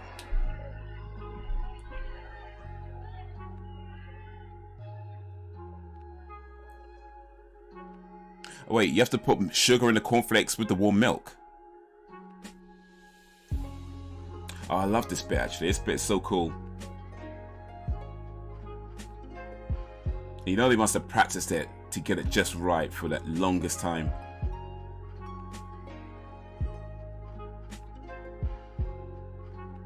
I'm having a jealous fit right now. Wow. Banana milkshake and Cocoa Pops. You have to go down to your local shop. By the way, any particular banana milkshake, or does it matter? Because I'm thinking probably stuff like the McDonald's banana milkshake. That's what I'm thinking.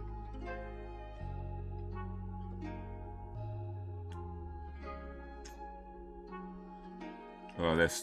Oh, yeah.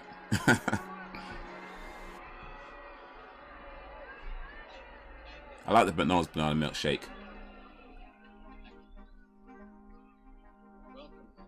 I would share, but I don't wanna. Would you come forward, please?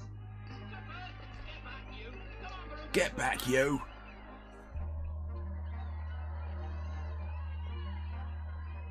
That's lovely. That's the one I told you about.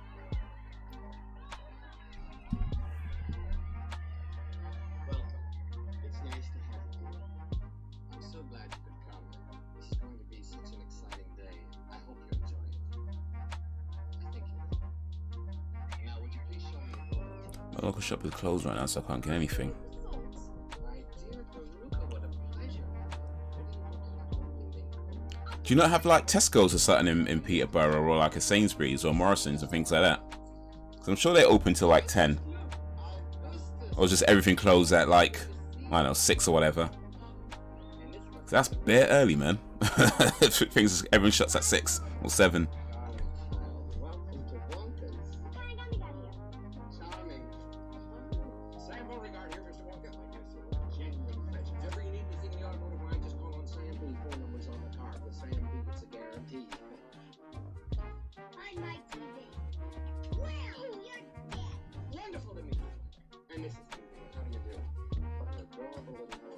Thank you, Mr. Charlie Bucket. I think banana milkshake works better, but they did have that, so Run for Joe. Delighted to meet you, sir. at the moment it is literally banana milk, but it still works. Yes, good. In we go. Yo, big up Frozen Gamer.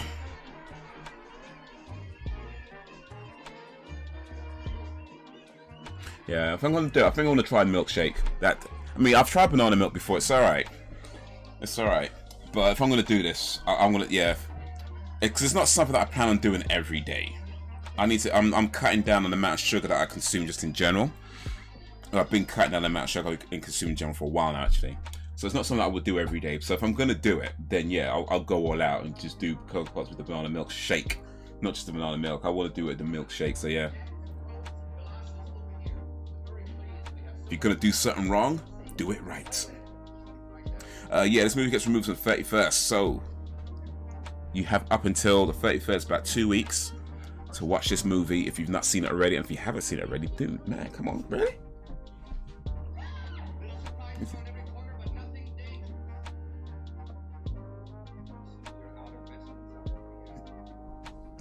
Little surprises around every corner, but nothing dangerous. Well, that was a lie, wasn't it? That's a lie.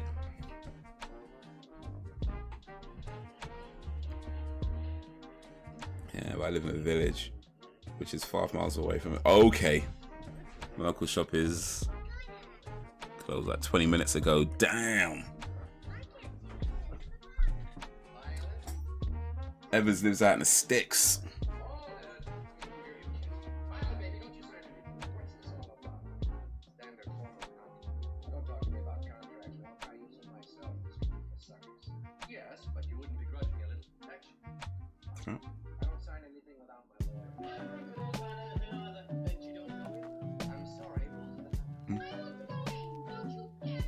Don't you dare stop me.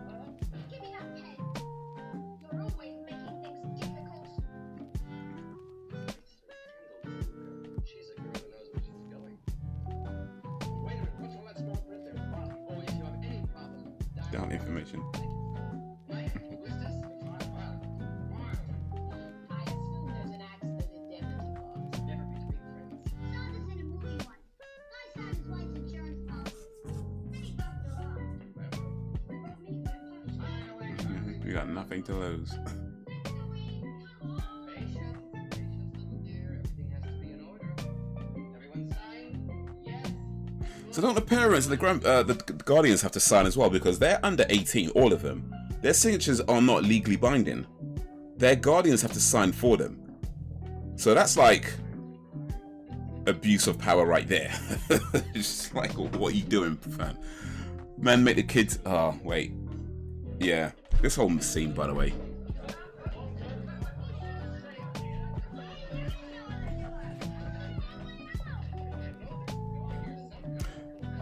Village, so village strong.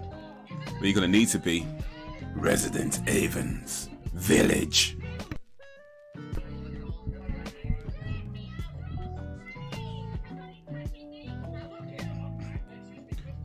So we just got a lady being groped in a tight space.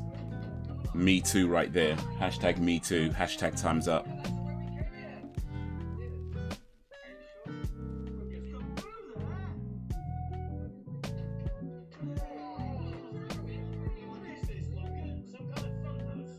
Wow, you having fun?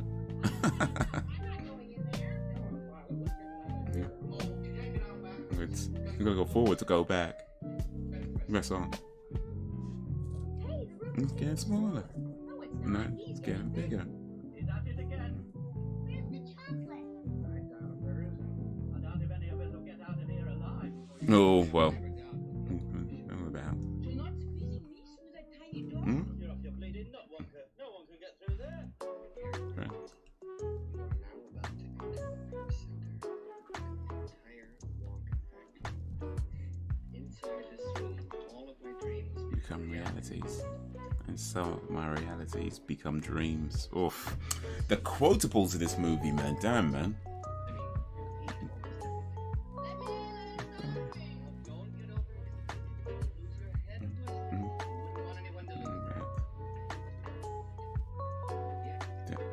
Yet.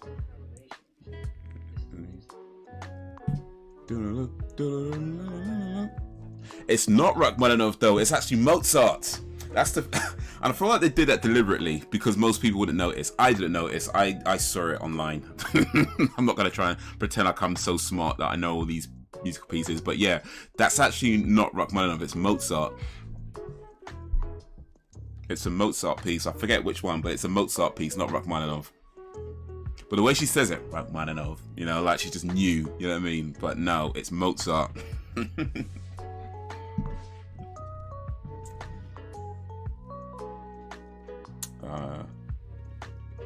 This is another cool song coming up. Come with me. Are you supposed to play this on piano actually? Good wish. Count to 3.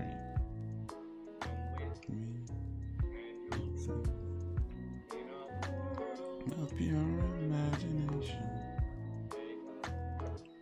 and you'll see your imagination.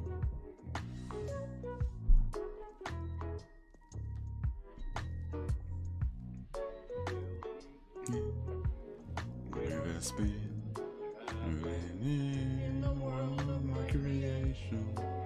You'll see no goodbye. Explanation. don't know why I never got into classical music, because it does sound beautiful indeed.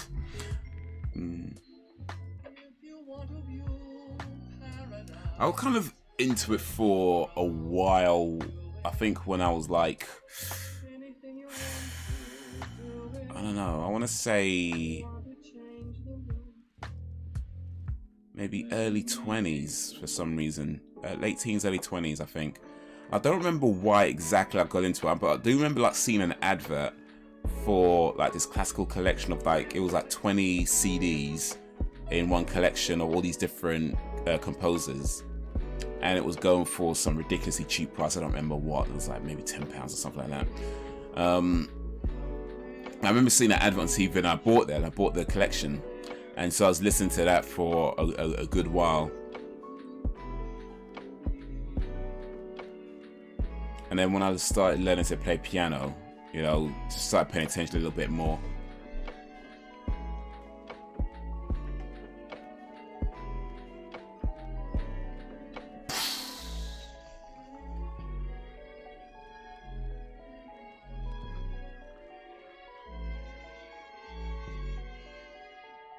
In fact, I think I remember why I started listening to classical, actually. I think I remember why.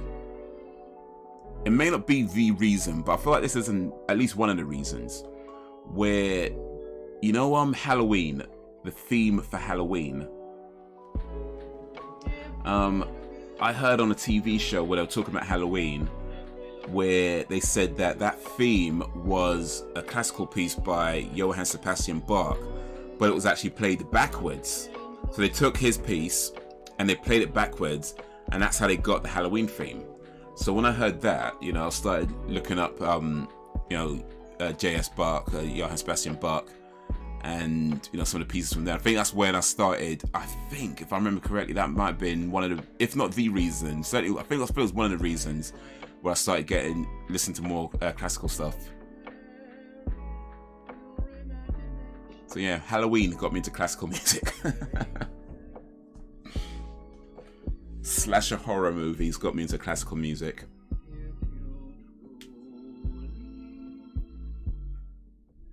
That's what about now. Wish they mix classical and metal. So, Alan's back. Guess who's back? Back again. Alan's back. Tell a friend. Yeah, no, Nightwish, yeah. Yeah, they mix genres really well, like just especially like with the way Floor sings, you know, it just kind of comes together real nice. She has quite a wide range in her vocals as well, just from like really soft to like real hard, you know, like a massive range they don't see too often. In fact, I think between her and maybe, well, not even maybe, her and Corey Taylor, you know, like they've got a massive range in their vocals that you just don't see too much of. The Oompa Loompas.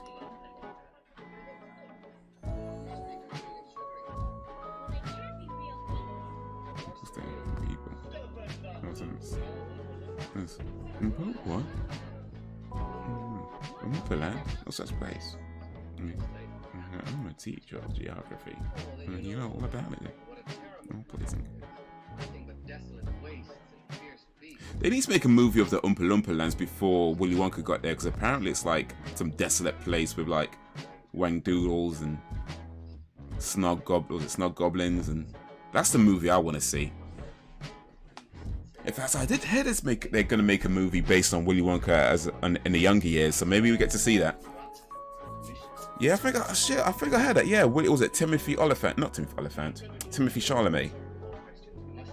I heard that they're going to do a movie with Willy Wonka as a child, as it was a young man. Or so yeah, maybe we get to see the Oompa Loompas. The Oompa Loompas in Loompa Land, and how they dealt with the wang doodles. That's why they're a class act.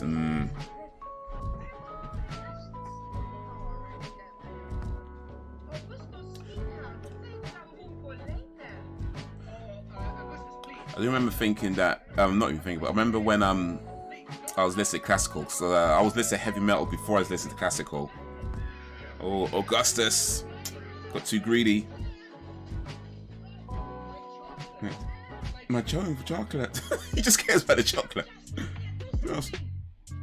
Help, police, murder. But it's just a heavy metal before I was listening to classical. I remember when I started listening to more classical, one of the things I was thinking is that how classical music and heavy metal are very similar in their structure, and their musical structure.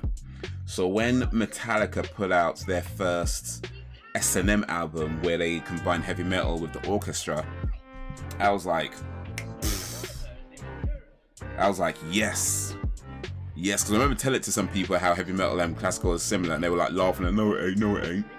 But when they put the album out, I was like, yes, you see how well this goes together? You see?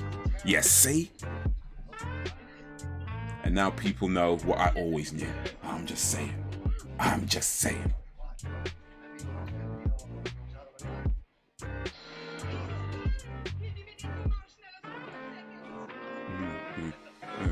Unthinkable. The marshmallow rim goes to the bedroom.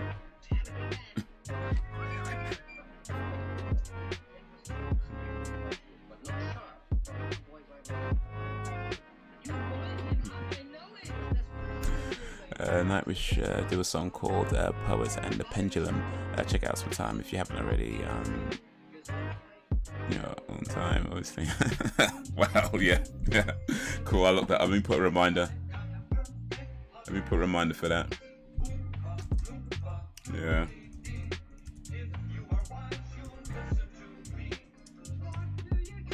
Nightwish, Poets and the Pendulum.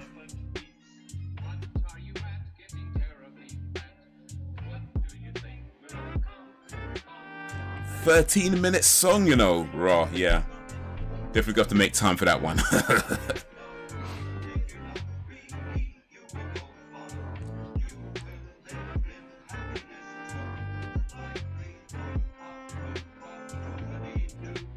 Man, this song's so long. They put chapters on the YouTube video. They split up into sections, like 13-minute song. Got like part 1, part 2, up to part 5. Mother and father.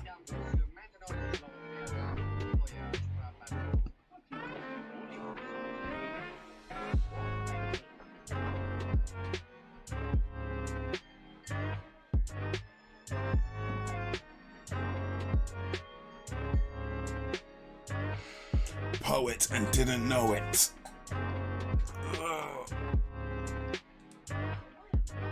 Oh man.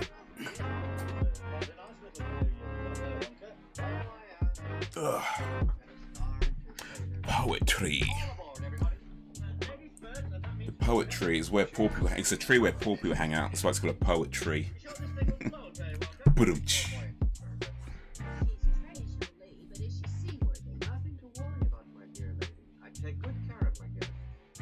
Yeah, relax. Have you noticed though how each, that the boat, for example, right now fits the same number, the exact number of people that are left. So it's planned. Like I'm telling you, this movie is creepy. It's not like the fact that they have the same the exact number of seats for the people who left, like they planned on somebody going missing.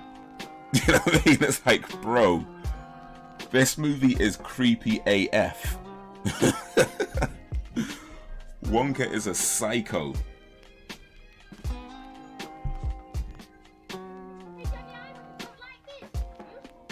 The Live from 2015. Let's see if that's when it came up.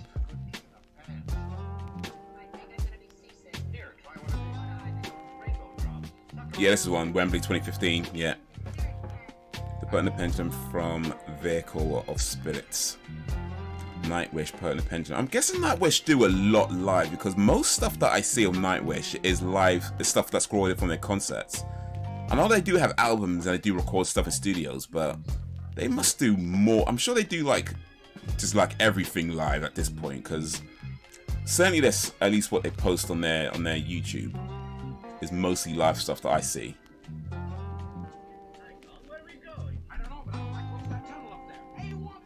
Oh, this bit, yes. For those who remember Marilyn Manson, back when Marilyn Manson wasn't, you know, sexually harassing women. Well, I guess he technically was doing back then, but back before we knew it that he was harassing women, you might recognize something coming up. I think it's on the American Family album, Portrait of an American Family album, I think. But you might recognize something coming up if you're familiar with Marilyn Manson.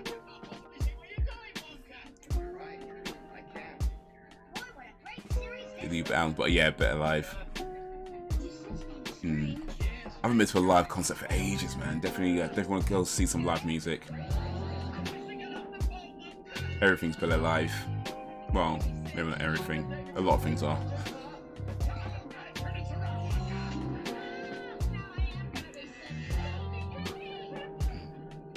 It could be.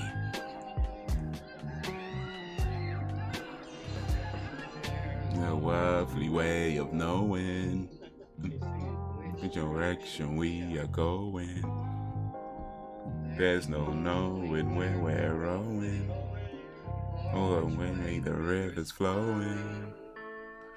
Is it raining? Is it snowing?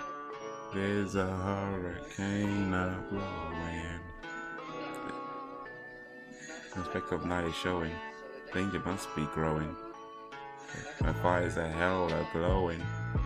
Is the grizzly reaper mowing?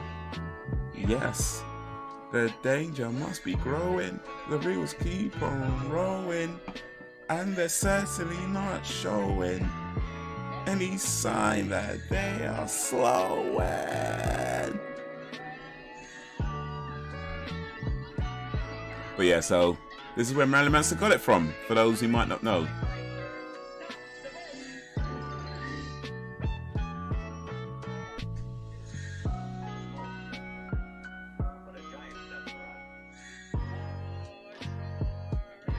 In fact, I heard that Marilyn Manson was being considered for the role of Willy Wonka when they were doing the remake, when they were doing the, you know, the Charlie and Chocolate Factory that ended up being with Johnny Depp. I think I heard somewhere that Marilyn Manson was actually was in consideration for that role at that time, or at one time.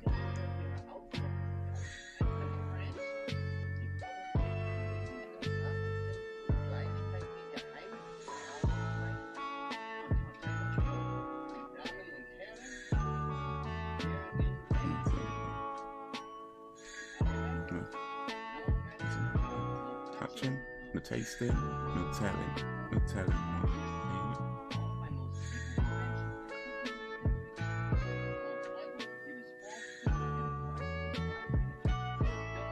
Touch a thing.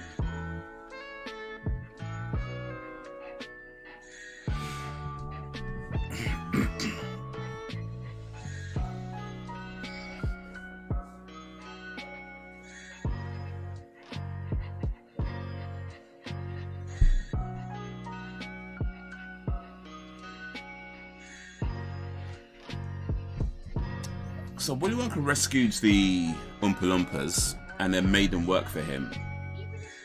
I mean, I guess it's better than being eaten by Wang Doogles or whatever, right? But I don't know, man. It's like,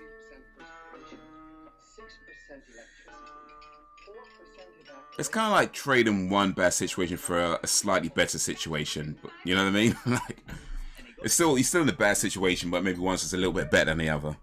Just a little bit. Arguably. Never waste it. Oh. Bonkers.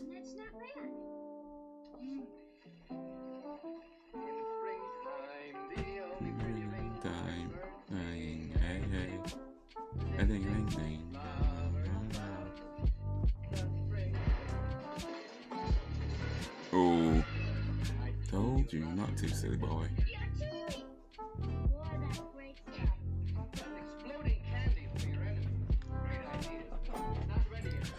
The whole Manson thing is shocking, but it's no, 100%. Yeah, I think that's kind of how I felt. It's one of these things where you hear about it and it's like, yeah, it's like, damn, but then, damn, you know. Last I heard, well, I think he turned himself in or something like that. Candy is dandy, but liquor is quicker.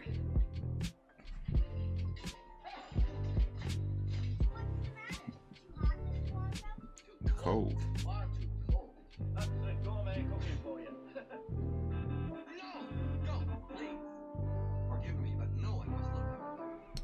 Tom Mac's new one.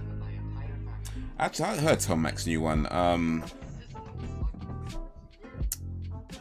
blanking on what it's actually called, but I did listen to it.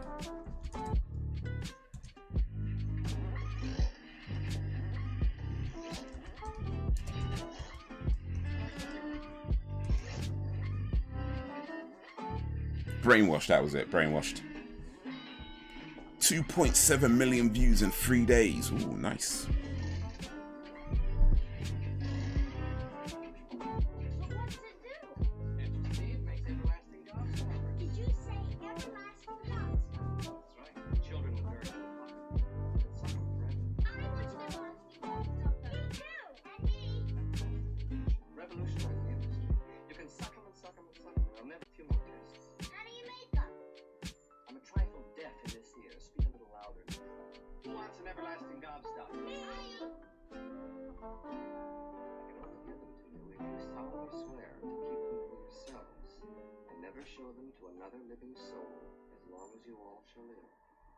Fingers crossed behind the back. Cheeky girl.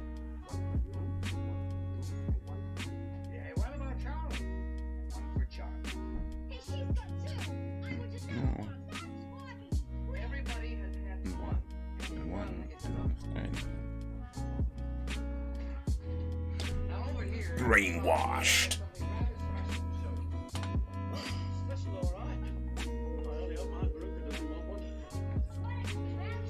What's wrong with being brainwashed? I mean, you got to keep your mind clean, right? I'm just saying. Maybe it's not a bad thing. Apparently, there's all these celebrities that don't wash now. Like, have you seen that? All these celebrities coming out saying that they don't bathe themselves. Like, they just like wait till they start to stink, and then they start washing. Like, yo, what happens to cleanliness, man? Forget being brainwashed. These guys aren't even washed. Like, what's going on? They're just coming out talking about like it's the thing to do, just to not clean yourself on a regular basis. It's like, okay, no, thank you, no, thank you. Actually,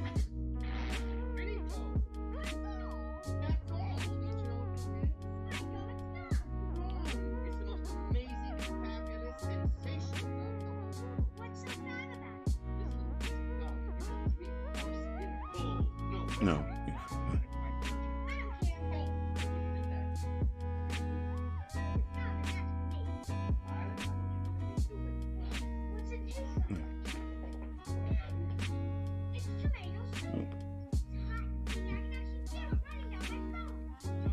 Don't.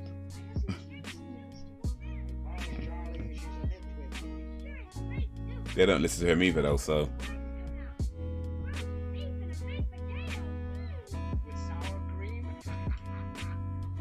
Smelly feet's a big turn off, and armpits too.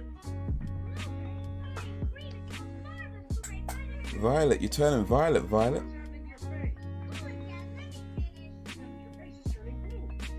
Violet, you turning violet, Violet.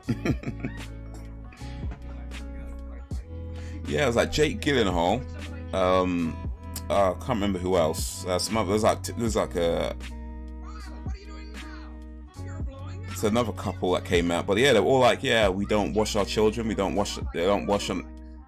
Like, why would you admit that? Okay, all right.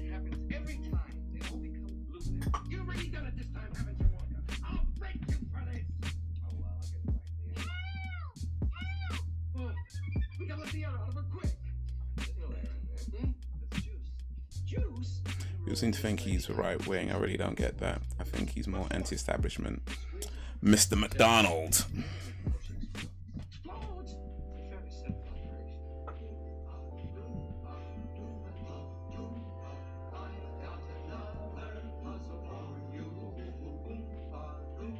Yeah, I mean, I've probably not heard the amount. Well, I've heard quite a few of his stuff, actually, I guess, to be fair. I've heard quite a few of his things. But yeah, I mean, right wing.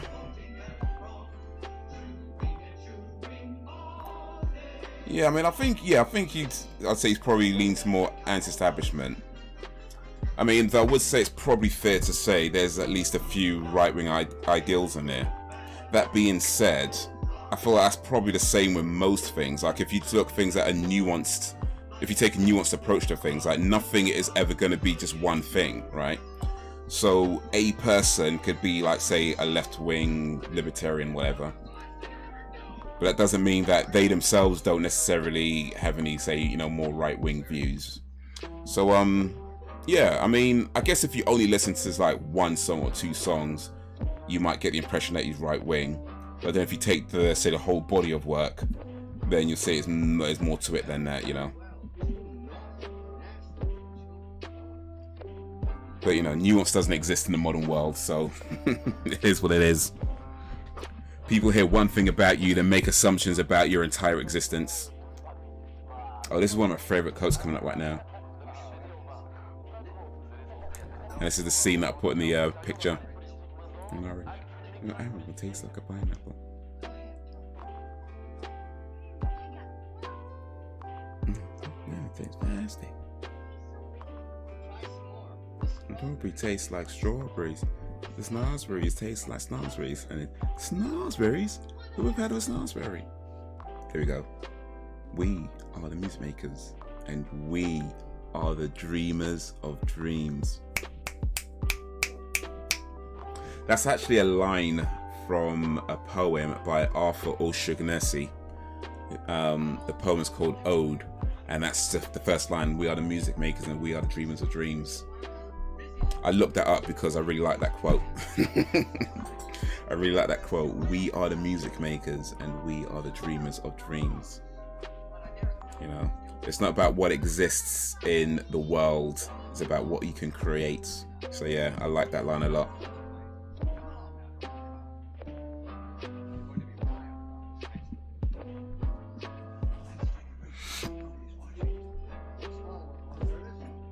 See, he called the other guy people a nitwit for not listening to Willy Wonka, and what did they do? They go steal his fizzy lift and drink. And so they decided, oh, I would probably fit in the right because the left are going the same, but in reality, I don't fit with either. Surely these celebs can afford a bar of soap. You'd think that, wouldn't you? You'd think that. But, well, crazy old world we live in, that's for sure. But, yeah. I think when it comes down to it, if people are willing to have genuine conversations and put aside their egos, I think you'll find in a lot of cases, you know, you're going to have people who have right-wing ideals and the same person has left-wing ideals and the same person will have maybe more centric or whatever it's called, centrist ideals. You know, I feel like nobody is one thing as much as people try to act like they are. You know, nobody is just one thing. You know, we're, as a species, like, complicated in our thought process. And to have, in fact, it's very possible that one person could have two very conflicting opinions about the same thing. You know, sometimes it goes like that. Sometimes you have an opinion about something and have this a completely contradictory opinion about that same thing and hold both at equal value, you know, because people aren't that simple and to say, oh, you're this and you're that. But I think one of the things that we do is we ignore, we want people to see us as you know, multifaceted and as you know, you don't pigeonhole me. You ever hear that phrase? No, don't put me in a box. Don't pigeonhole me. Don't make assumptions about me. But we're constantly doing that to other people. We never really give anybody else the benefit of, you know, being more than just the one thing that we put them in the box for. So what we don't want people to do to us, we constantly do to other people. You know, and I feel like sometimes you just need to put your ego aside. And it's not about being right. You know, it's not about being right. It's just about... Also, what am I trying to say? Yeah, so it's not about winning, rather. It's not about winning, because I think that's what people get into. That they just want to win. They just want to feel like they've won. You know, they want to win, and it's like it's not really about that. It's about just understanding that everybody has their experiences, and their experiences determine their outlook on life. And if we're not trying to at least understand where people are coming from, we get nowhere. Because the thing that works wonderfully for one person might not work so well for another group of people, and we just need to understand that not everything affects everybody in the same way, you know. But yeah, it gets to a point where you just constantly things like, oh, you're a this and you're a that, you're a right wing, you're a left wing, you're a this, and you're a libtard, and you're an idiot, and you're a this, and it's like nobody's actually listening to anybody, and it's just people shouting and nobody's really listening, you know. So it's just one massive argument that goes nowhere because everybody wants to win rather than just trying to understand things. Or everybody wants nuance when it involves them, but we ignore nuance when it comes to other people. And yeah, anyway, that's my mini rant.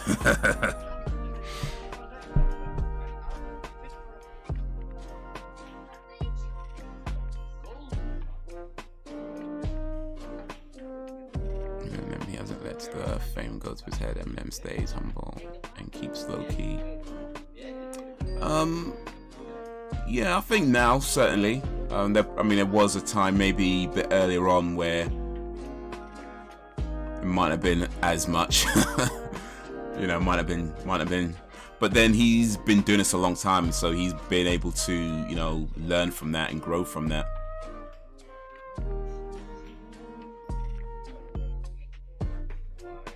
But Eminem at the height of his fame was wild.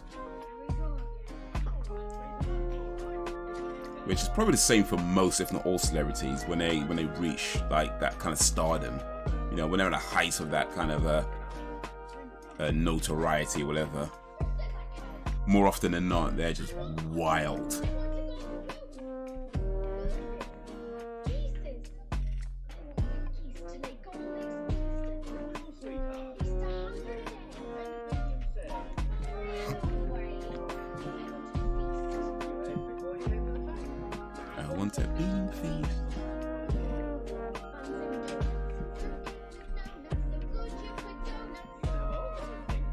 I think if you're looking at celebrities that have always maintained like a low profile throughout their fame, and that's probably a few. Like maybe, who can I think of? I mean, I'm thinking of Daniel Day-Lewis, but I think to be fair, I don't think I remember him when he was really at the height of his fame. You know, because he was like, he's been acting for years, and he's pretty much, well, he's kind of retired now. But he seems to be somebody that in my mind, that at least to my knowledge, didn't really wild out too much. But I don't know, maybe he did some stuff back in the day that I just don't know about. Maybe. I'm going to scream. Bring it back to Tom. He opens the conversation. That's why I really appreciate what he does. It's sad though that your label today, I don't follow anyone.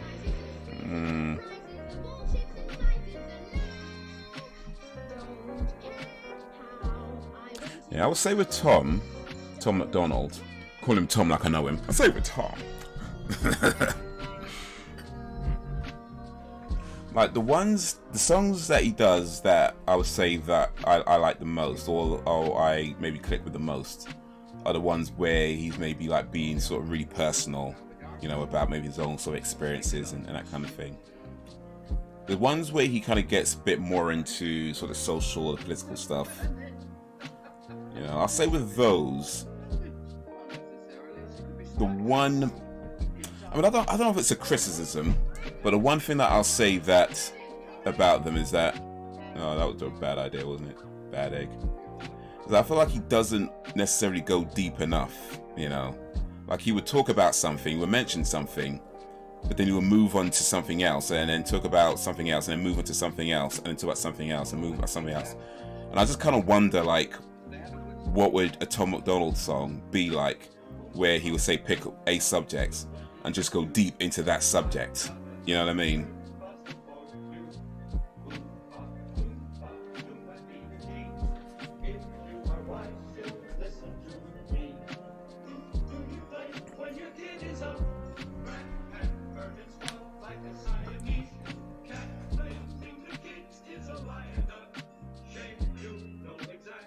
Who's to blame? The mother and the father. Oh, just drop it on them like that, huh?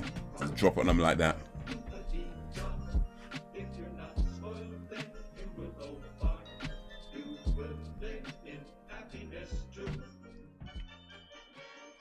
Like the oompa loompa doopa dee doo. I don't understand. Children are disappearing like rabbits. Well, we still have each other.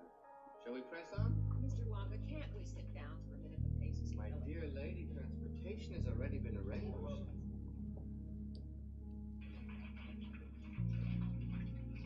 Behold the Wonkamobile, thing of beauty, the joy, and forever. Places, please. The dance is about to begin. Better grab a seat. They're going fast. Wonka, and what's that they're filling it up with? More ginger ale, ginger beer, beer bubble, bubble A, bubble cola, double bubble burger, all ingredient combination that will tickle thrills. Few people realize what tremendous power there is for other steps.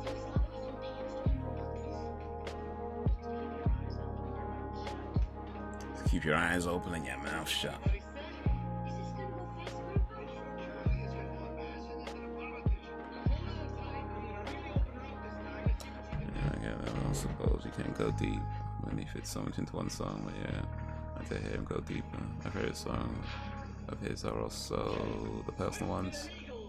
My favorite political one is No Lives Matter. No Lives Matter. I'm not sure I've heard that one actually. I have to look that one up. I think, have I heard it? If I have, I've forgotten it, so yeah, I'll have to look it up anyway. No Lives Matter.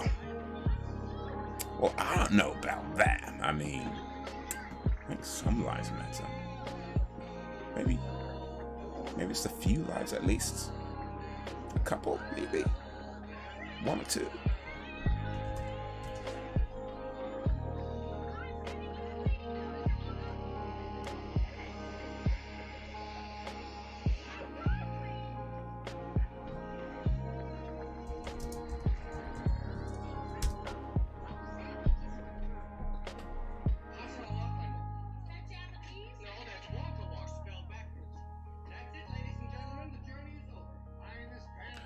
Body Count have a song called No Lives Matter from 4 years ago.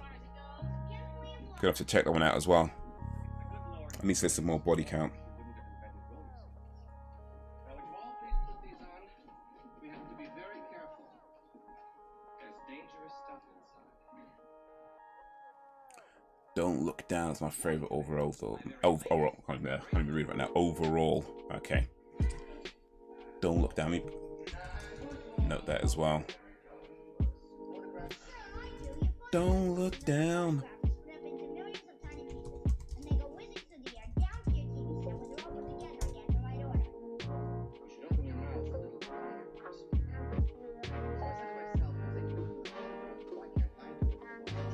Okay, so according to YouTube, I have listened to Don't Look Down before.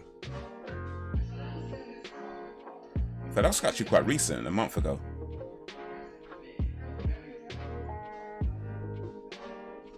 I forget things too much, to be honest with you. I forget things too much. Clearly. Action! Dear Slim. Oh, that's the one where he bought the Eminem beat, wasn't it?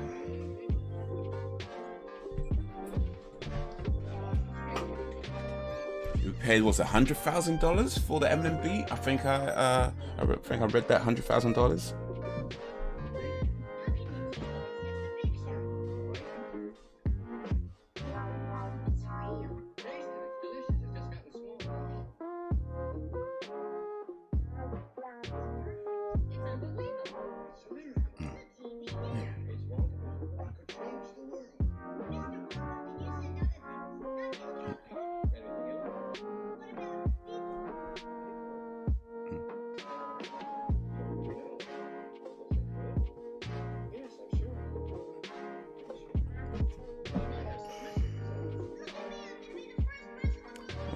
Sad Rappers is a good one. This guy, stop, don't come back. Mate, I'm telling you, Willy Wonka is a psycho. Man is a psycho. Stop, don't come back. $100,000, that's a lot of money for a song. But then again, I don't know, maybe how much these songs cost, I suppose. Like if you was to pay, I don't know, let's say you paid somebody to produce a song for you. Like, I guess it depends on the producer, of course, but I don't know, maybe $100,000 is actually pretty cheap. Like if you wanted to pay Eminem to produce a song for you, to produce a beat for you, would you pay more or less than $100,000?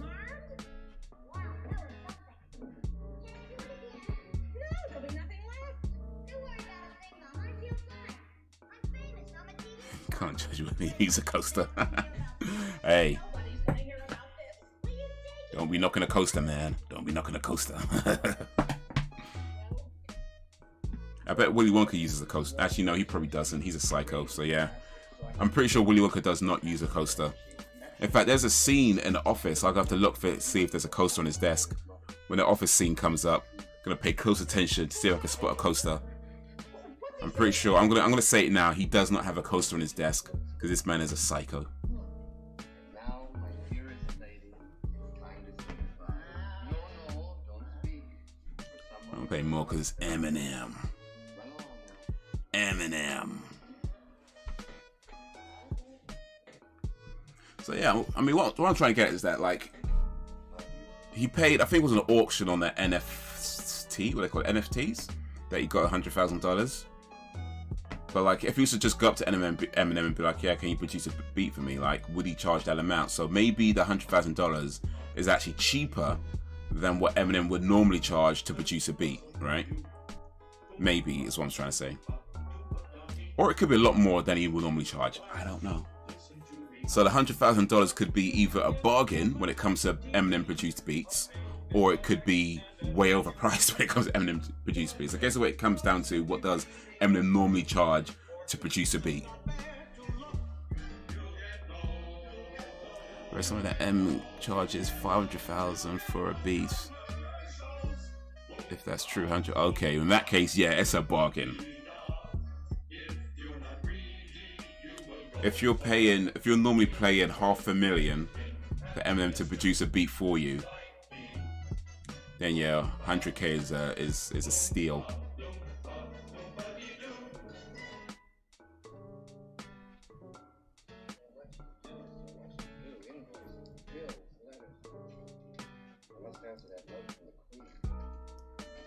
Exactly. People use coasters and then there are psychos. That is the truth.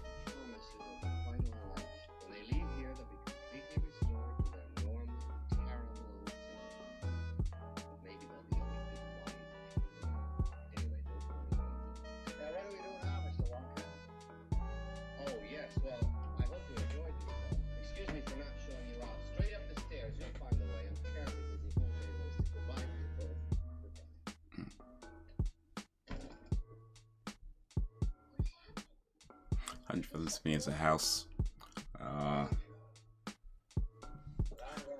Well,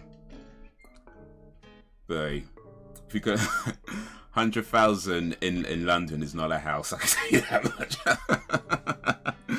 100,000 pounds in London is not a house. 100,000 in London is barely a parking space. It is ridiculous down here. Okay, so I don't see a coaster. I do see a half a ashtray though. So yeah.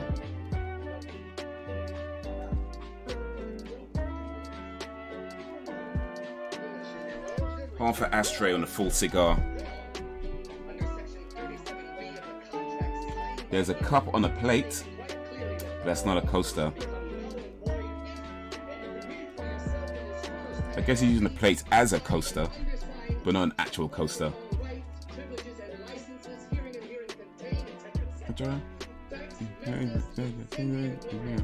Etc. etc.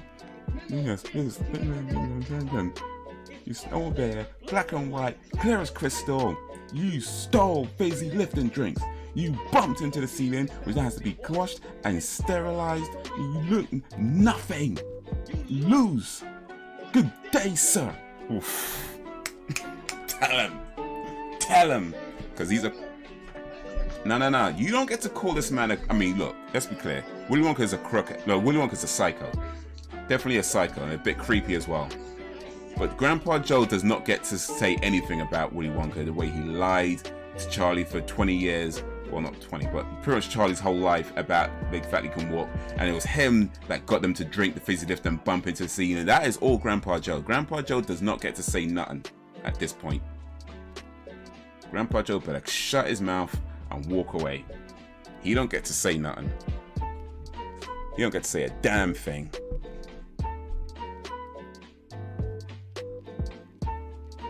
Use a cozy stuff on radiator. Guess that keeps the coffee warm though. Move up north. Hey, you know what? People do, man. There's plenty of people who work in London but live outside of London. Like they commute into town, into the city. It's a very common thing because it's so expensive to live in London, to buy property and all that kind of stuff. It's ridiculous. I don't use a code, so I must be a psycho. Well, there you go then. Answered the question. Look how much how you just flipped though.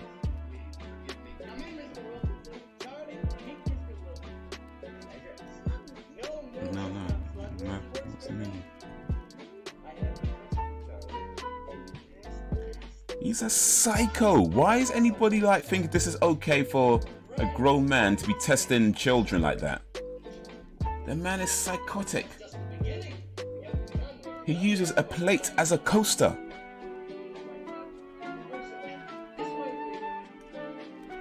He is a creepy psycho.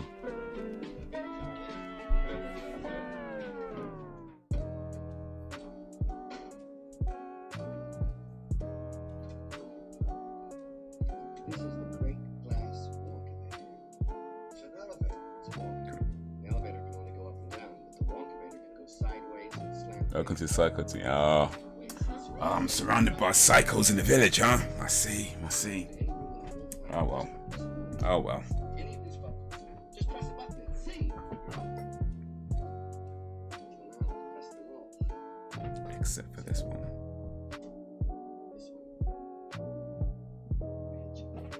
Actually, maybe that should be the next movie for movie night. Psycho.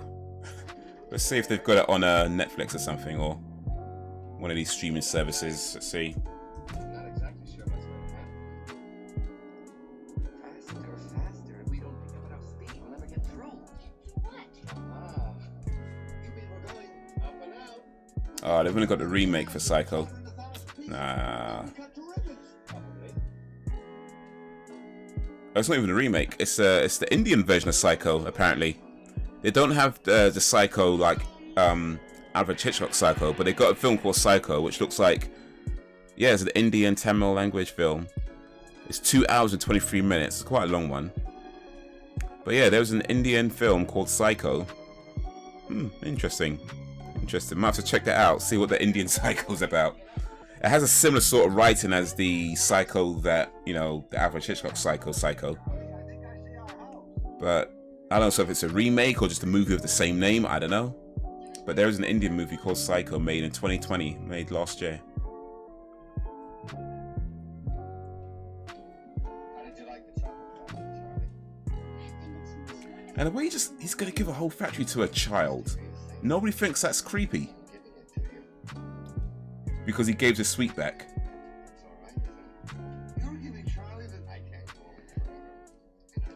And notice how he looks at Charlie the whole way through. Does not take his eyes off Charlie.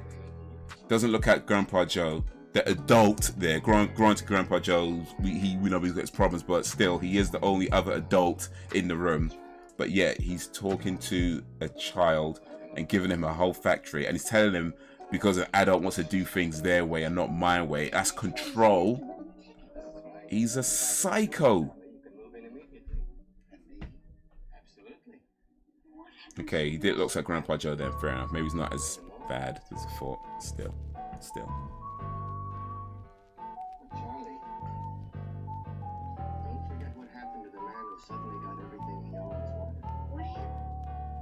Okay, happily ever after. Charlie's a boy though, not a man. So I guess actually, come to think of it, Peter Ostrom, the boy who plays Charlie, never made another movie after this. I guess what happened is that he got the factory and just lived happily ever after. I'm guessing that's what happened.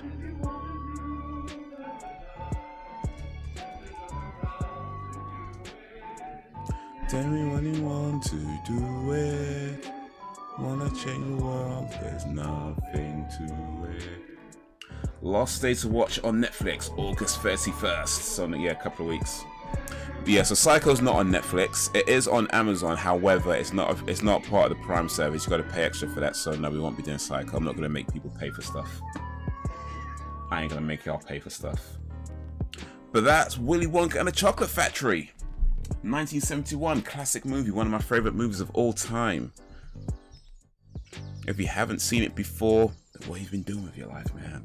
Great film. I cuss it out a lot, but it is a great film. I really do like this film.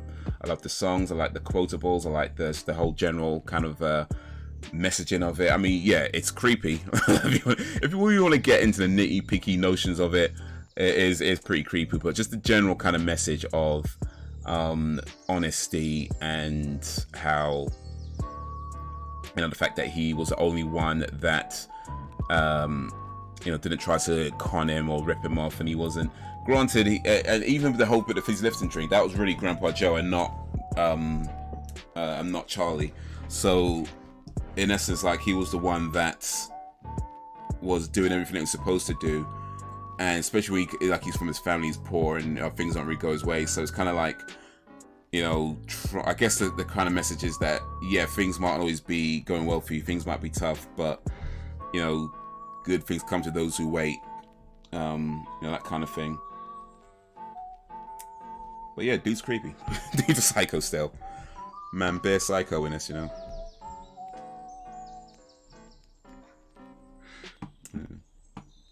Yeah, it's a great film. But yeah, I'll say that Veruca Salt, my favorite character, just because the way she's played by, let me put some respect on her name real quick. Julie Dawn Cole. Julie Dawn Cole just kills this role. Like, she really does. Like, she is just brilliant in this film, and just a whole persona from start to finish. Like, she nails it. The nails the spoiled annoying brat, just spot on. I want the world. I want the whole world. Poor people have more appreciation, indeed. Indeed. You know, when you're used to not having much, sometimes it's the littlest things, you know, just the littlest things. But yeah, I like the musical. The songs in it are great.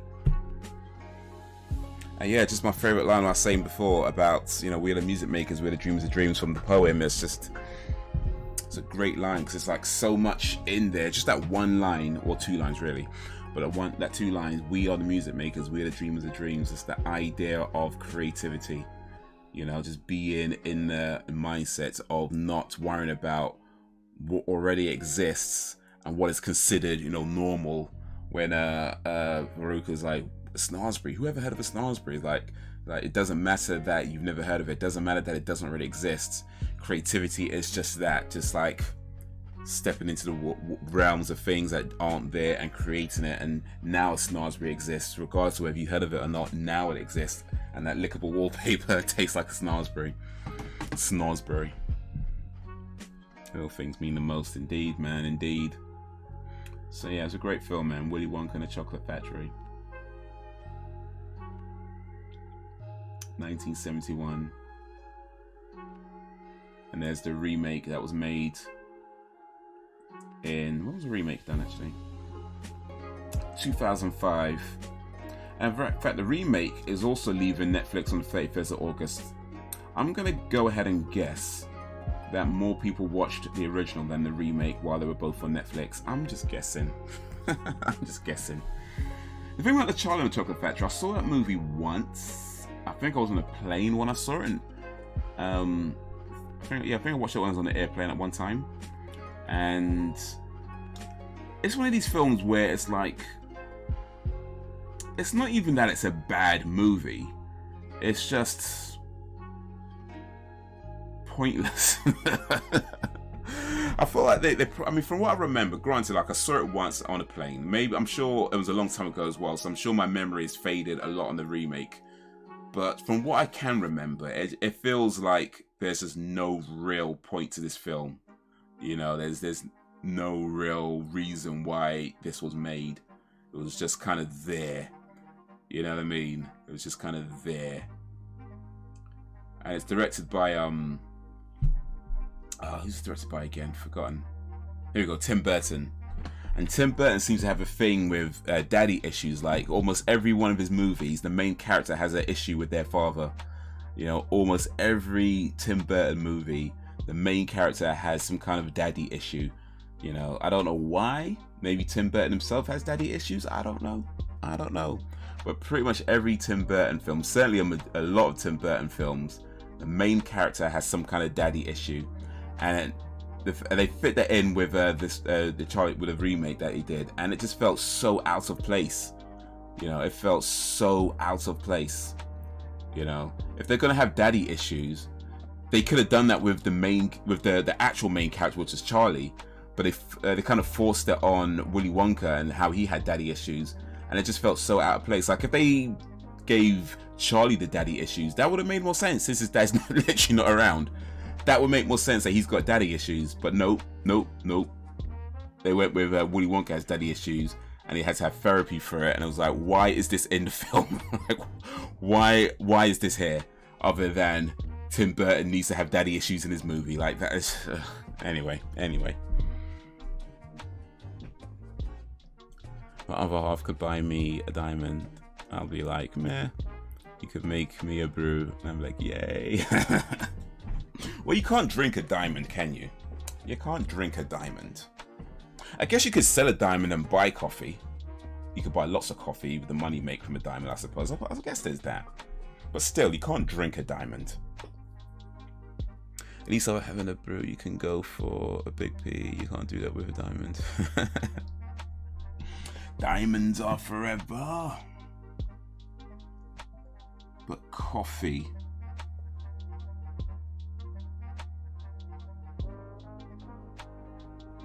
is for the moment.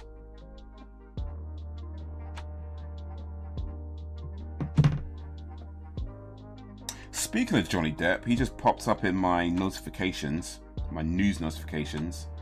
Johnny Depp says he feels boycotted by Hollywood after surreal years following Amber Heard's split.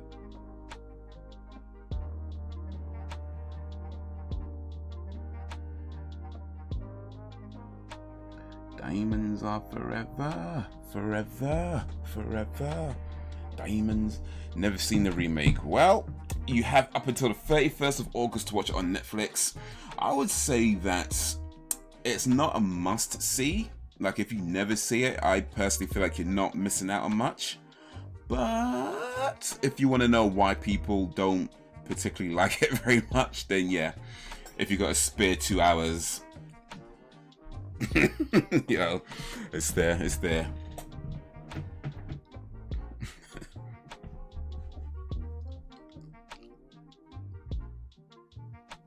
Like Diamond in the Sky. Okay. We talking about Lucy? Or, I mean, didn't know you get down like that, Alan. Just saying. I'm not judging, but hey. Didn't know you get down like that. Alright.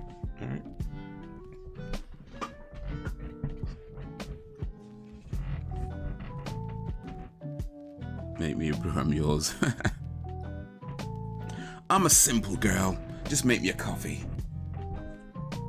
I did it all for the coffee. What? The coffee? What? So you can keep the diamond.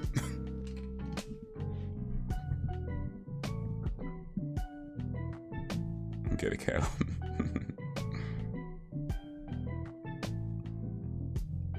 I do really feel for Johnny. Yeah, he seemed to have gone through like a rough patch with that, because at one time the news was that, you know, he was the one that was abusive in the relationship, and then it came out that actually no, she was the one that was abusive in the relationship.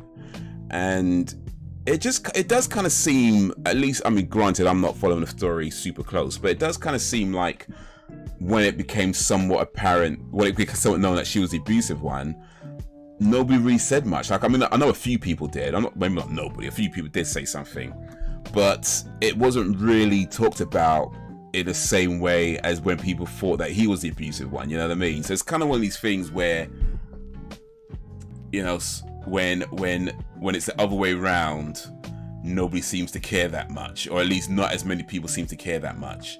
You know what I mean? And that's a shame, really, because abuse should not be tolerated regardless of who's doing it.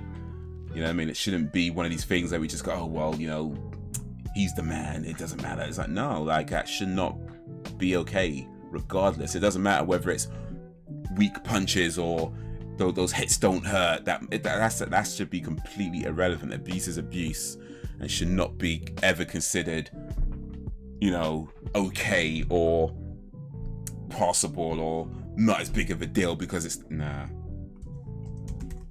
But let's see what Amber Heard is doing these days. Look at Amber Heard real quick. She was an Amber Man. She was Aquaman.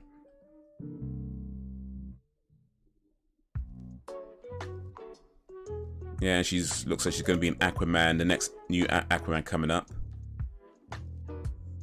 Guess she's pretty much just kept working pretty consistently.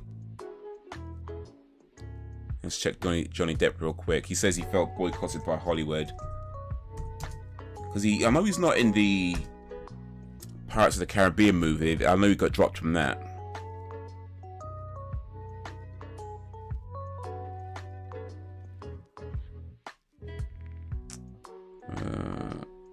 But yeah, he did a movie last year. Looks like the only thing he's got coming up is a mini-series called Puffins, and he plays Johnny Puff in that. It's a mini-series, but there's like 70 episodes in it though, bro. How's that a mini-series when there's 70 episodes? Maybe the episodes are really short, I don't know. But yeah, I guess he's... It doesn't look like he's got any like major big movies coming up or anything, so yeah, maybe he has been been boycotted a little bit by Hollywood. Damn, that's a shame. That's a real shame.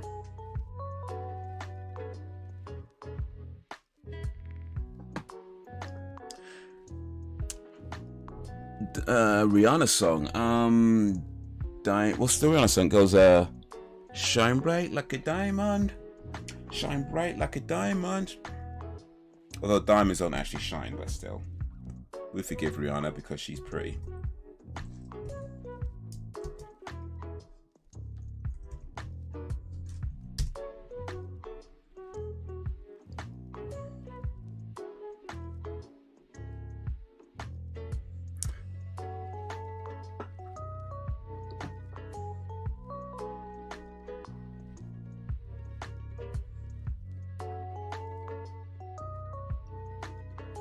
There's no history of abuse. Track record isn't great.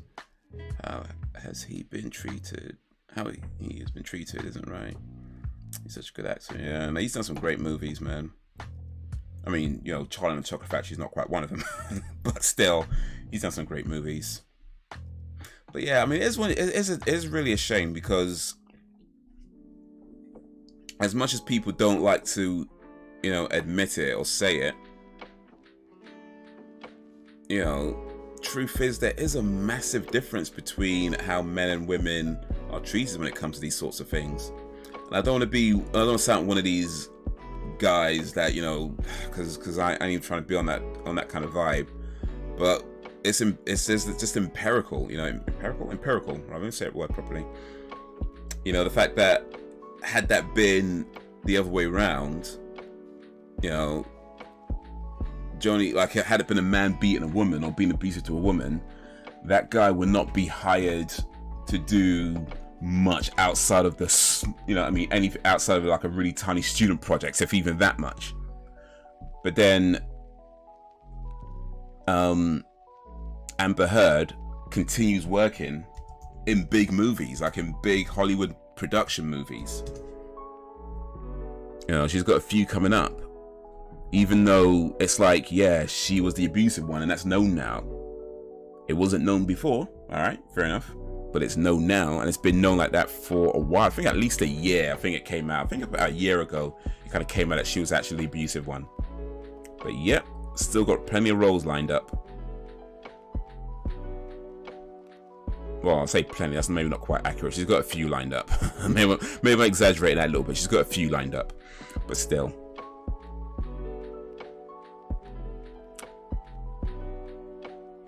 Aquaman should drown.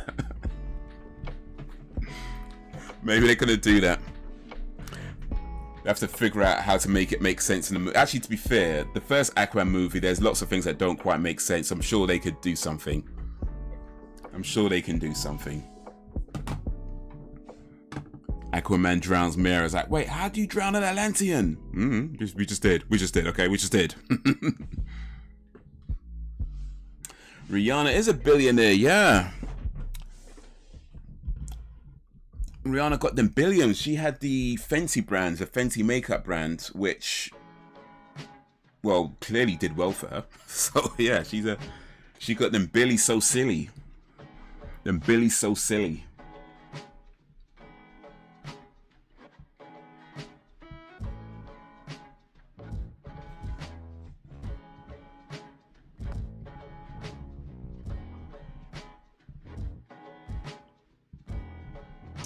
But yeah.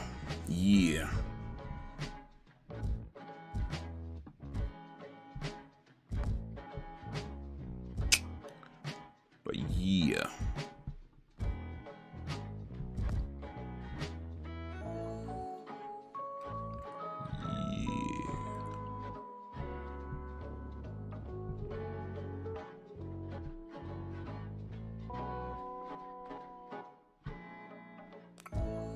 Interesting.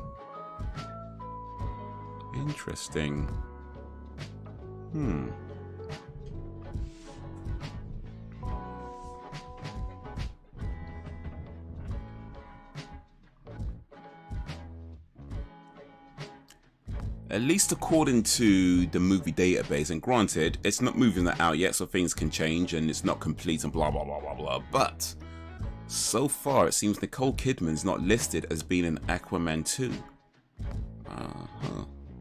Interesting.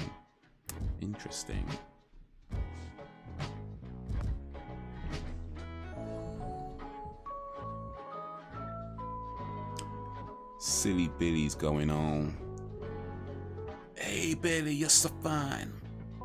Is it Billy? No. Nikki's. Hey Nikki. Is it Nikki? Wait. Mickey, it's Mickey. My bad. Mickey. Never mind. Hey Mickey, you're so fine. You blow my mind. Hey Mickey. Bought Elle some Fenny at Christmas. Apparently, it's really good stuff. I mean, I don't wear makeup, but so I can't really talk about it. But people who bought it, at least everyone I've heard who's talked about it, have nothing but good things to say about the Fenty brand. So apparently she's made some really good makeup.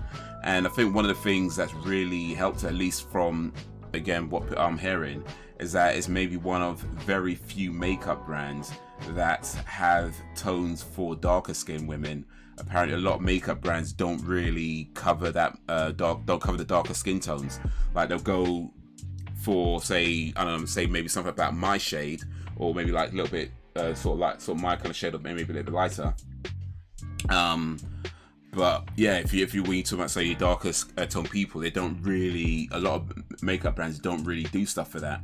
So there's plenty of dark skinned women. I know a lot of dark skinned women would talk about something that when it comes to buying makeup, that they struggle to buy something that really complements their skin because it just isn't that much available. But Fenty apparently does every skin tone, you know, so they got everybody in there. So yeah, dark skinned women kind of feel a bit more okay, I can use this. And on top of that, it's supposedly good makeup, good products as well. So you got stuff that covers pretty much every skin tone and a good product on top of that, that sounds like a recipe for success to me. And clearly it was, because I mean, makeup industry is massive anyway, right? But if you could get a big name like Rihanna, a good product, and cover as many skin tones as possible, clearly, I don't know how nobody thought that before. Quite frankly, it seems like a no-brainer. You know what I mean? It seems like this should have been done a long time ago, but apparently it wasn't. Apparently nobody thought of this before until Rihanna was like, "Yep, I'm gonna attach my name to a good product and cover every skin tone." But hey, I bet they're all thinking of it now. I bet all them makeup brands are like, "Yeah, we better add a few more tones to our line." I bet they're all thinking that now.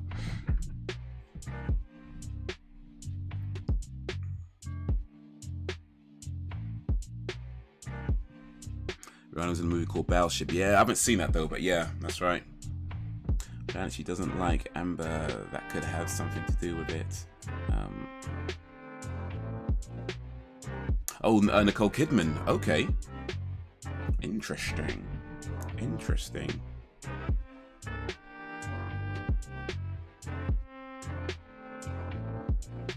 Here's the thing though, like, if that was the case, and I was the movie guy, I mean, and even forgetting the fact that Amber Heard, was abusive in a relationship. Let's put that aside. Let's pretend that never happened for a second. But let's say you had a situation where you had to choose between Amber Heard and Nicole Kidman. Bro, I'm going with Nicole Kidman every time. Like, every time. Like, I say not against Amber Heard, apart from her being abusive, not against Amber Heard, aside from that bit. But if I had to choose between Amber Heard and Nicole Kidman every time. We'll just like figure out a story why Amber Heard's not in it, right? We just do that. We'll figure out something. I bought a Jeffree Star palette, 55 quid. I've used it twice. Is that one of these? Is that good though? I mean, is it one of these things where you use it because you felt you have to? Like you paid £55 for it, so now you feel like you have to use it, or is it really good stuff that you only want to save for special occasions? Kim Kardashian does it as well now. Kim K. Yo, M43169. Big up for coming through from the United States. Big up to the United States. How you doing, man? M43169. M43169. That sounds like a serial number or something. Like M43169. Agent M43169 at your service. Yeah, we just did movie night today, M4. Watched Willy Wonka Chocolate Factory, just finished a little while ago. Just talking about some stuff now before we wrap up the stream, but big up for coming through. Have you seen Willy Wonka and Chocolate Factory? And if you have, what you think of it?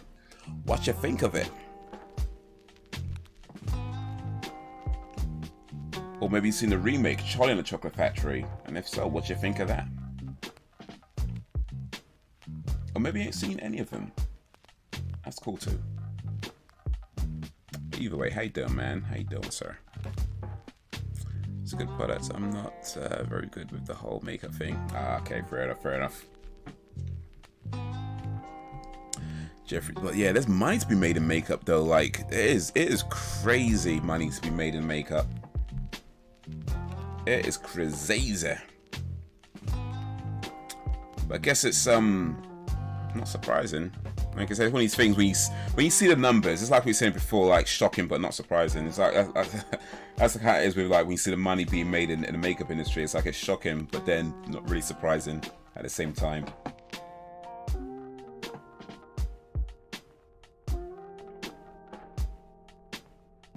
But then people like Jeffree, what's his name? Jeffree Star. What's the other guy called? The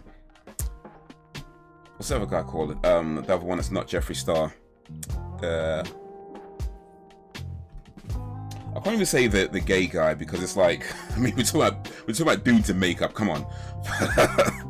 But you know the guy? He's on YouTube as well. Forgetting his name.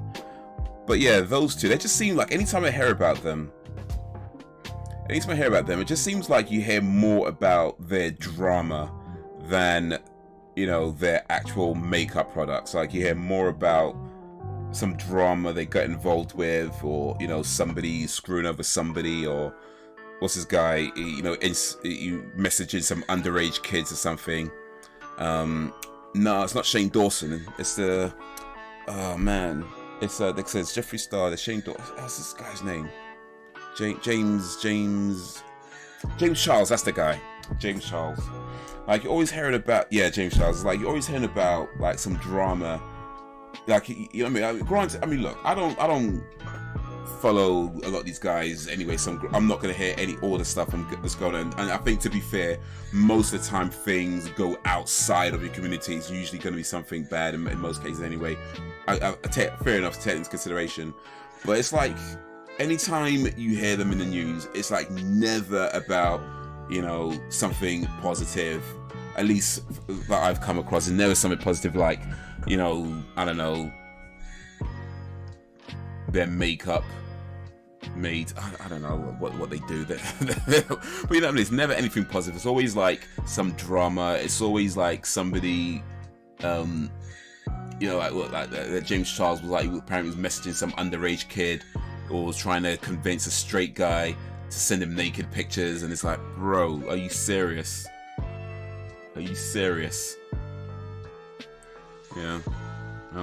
Yeah, I try not to. It's just like, that's the stuff that gets in the news sometimes. Just going through the news, and it's like, jeez, man.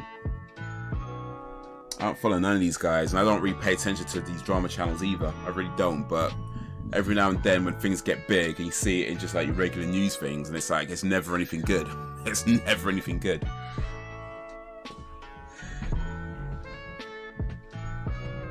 Makeup is not my thing.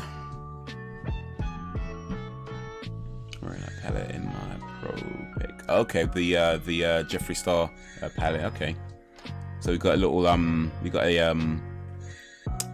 an example of what it looks like.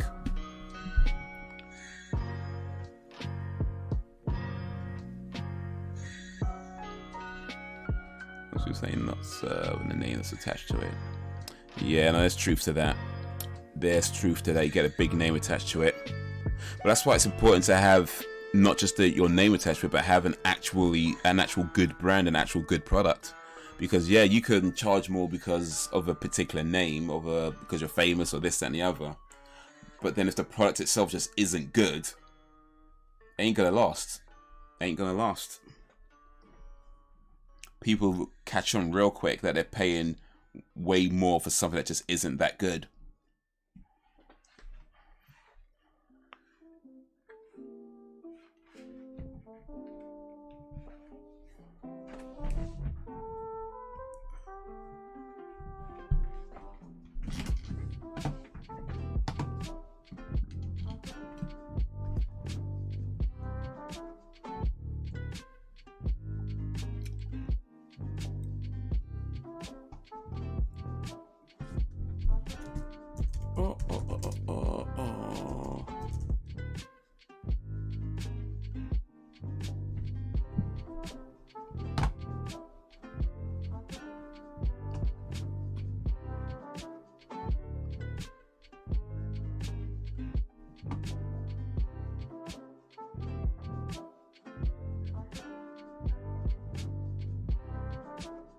Jeffree's stuff is really good quality. Sometimes you need to treat yourself. Well, ain't that the truth? Treat yourself, don't cheat yourself.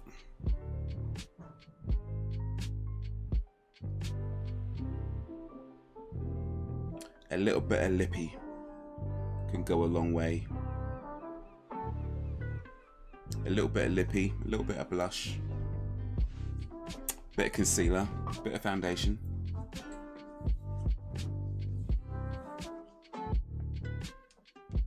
Oh.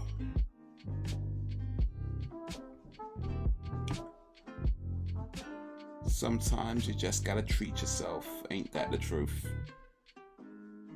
Ain't that the truth? Boom, boom, boom, boom, boom. So let's see, Sam treated herself to some Jeffree Star makeup palettes. Alan and everybody else in the chat, what have you treated yourself to in recent times? Let's see, the last time I treated myself, what did I do? I don't even know. What did I do? I guess it was that when I had that burger, actually. No, it wasn't. No. I had another burger since then. Wasn't as nice. I mean, it was good, but not as nice as that one that I did in the video. But I have had another burger since then. So yeah, I think the last time I treated myself was about a week ago. Maybe a little over a week ago. When I had a burger. Is that a fact? I remember now. It was when I got my second vaccination jab. That's when I got myself a burger after. I was like, you know what? I'm gonna treat myself today. Just got my second jab, and they didn't give me a lollipop, so I'm gonna go treat myself. Got a burger and some chips.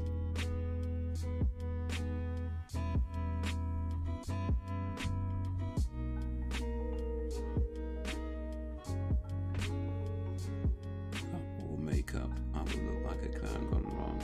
That depends on how you apply it, because contrary to popular belief, men can wear makeup too. But yeah, it's just, I mean, if you do movies like movies or TV, then yeah, you'd often have some makeup applies to you. But yeah, even just in your regular day, men can wear makeup too. I mean, you won't. It just depends how you apply it. You don't have to apply it, you know, like all the way on. You can just do certain things with it lightly, like you can do things like concealer. Like in fact, I think quite a few guys actually do wear concealer. I don't know too many people who would actually admit it publicly, but yeah, you can get concealer for your skin tone and use it to maybe if you got like a blemish somewhere, like a cut or something that you wanna, or like maybe a pimple that you wanna cover up, put a little bit of concealer on it. So yeah, it just depends on how you apply it, what you use and how you apply it. But yeah, men can wear makeup, and not just gay men either. Like straight dudes can wear makeup. Straight dudes can and do wear makeup, not in the same way as a woman might wear, the average woman might wear makeup, but men can wear makeup nonetheless. I'm the ultimate catfish though. Get my face full of makeup, I look okay, normal. Look like an extra from The Walking Dead. And normally I look like, okay.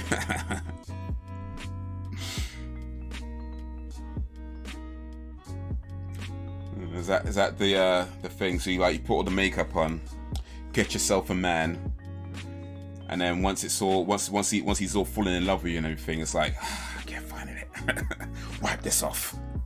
Surprise! It's too late now. You can't leave me now. Ah, damn it. Resident Evil 6. Oh yeah, you mentioned that, isn't it? Yeah. Resident Evil 6. The PS4 and Resident Evil 7. Yeah, Resident Evil. I haven't played 6, but yeah, 7 was really good. I really like 7. And 8, The Village, or just Village rather. I ain't played that one yet, but everybody seems to like that. Lady Dimitrescu. What's that mean? Really good.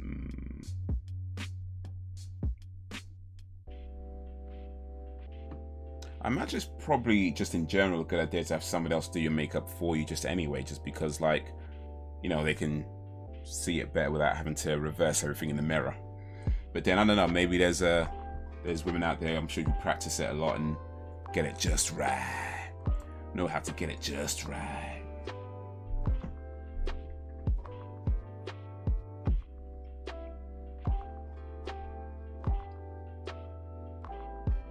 I tell you that when I take my makeup off, I look like The Rock. Just so you know. Just so you know. I'm wearing my makeup right now. You know, I've got a full face of makeup on right now. But when I take it off, when I wipe it all off, I look like Dwayne The Rock Johnson. Muscles and everything, you know. That's how I look. But darker, because, you know.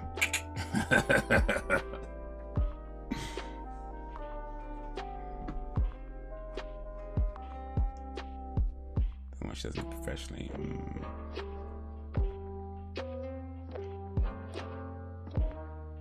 Is that something she wants to do professionally, like makeup and that kind of thing?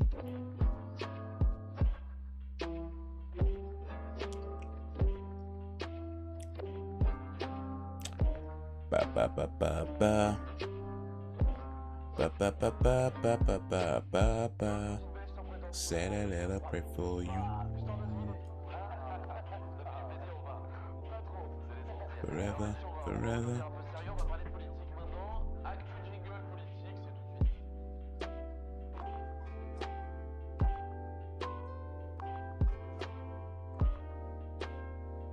Okay, I think I might have missed something in the chat.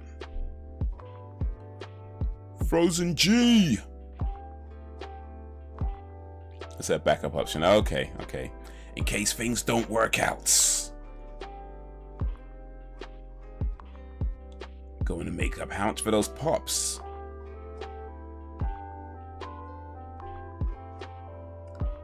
How much for those pops? Are you talking about like Funko Pops? Not for sale, man. Not for sale.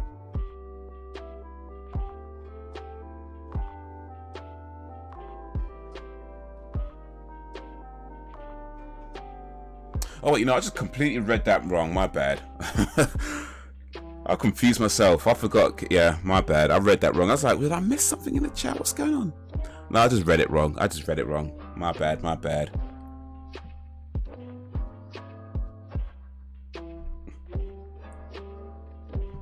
My bad. I get it now. I get it now. Because I was talking about The Rock. I get it now. I'm stupid. Well, I'm not stupid. I'm just like not as smart as people think I am. I thought sometimes people think I'm smart. I don't know if people think I'm smart. I think what if you don't know me, like if I meet you, I might create the impression that I'm, you know, reasonably intelligent. But I think after a while you kind of realize not so much. Not so much. I think like in first impressions, you know what I mean? Let's say the first, like if you know me, like you know, we meet at work or something like that. Your first sort of initial impressions might be, yeah, it's like, you know something or two. After a while, it's kind of like, what?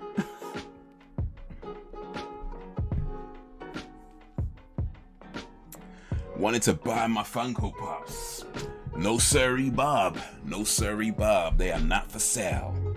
But I'm just saying, a few £1,000 might not go amiss. I'm just saying.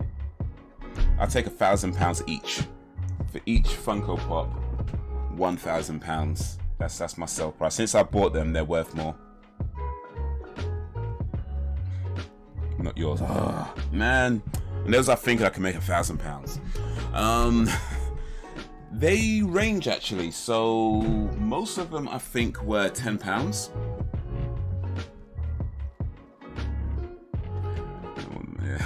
Most of them I think I paid £10 for.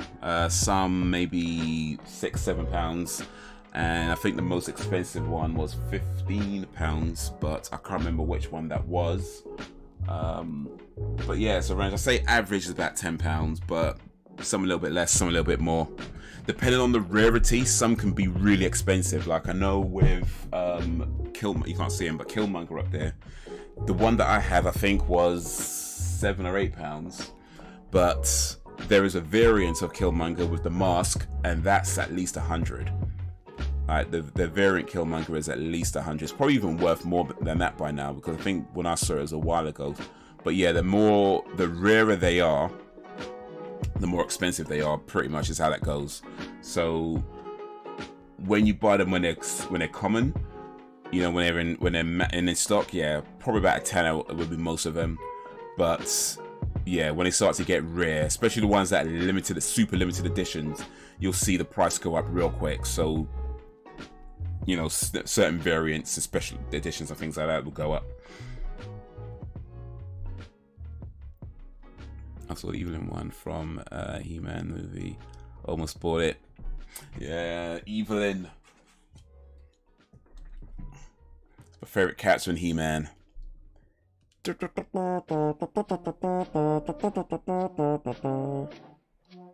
what they did with Evelyn for Masters of the Universe as well, the new Netflix show.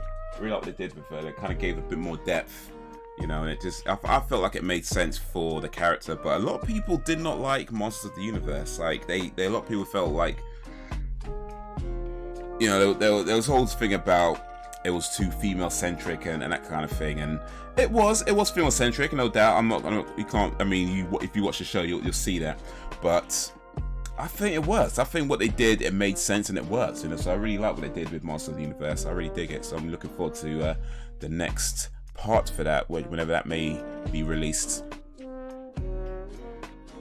They're expensive. They come in the gift box in 4 keys. Oh wait, you talking about Resident Evil? Okay, my bad. Okay, well, it's by some Resident Evil keys and key. Okay, gotcha from the game. The movie, with Dolph Lundgren. That's old school, isn't it? That was like 80 something. Masters of the Universe.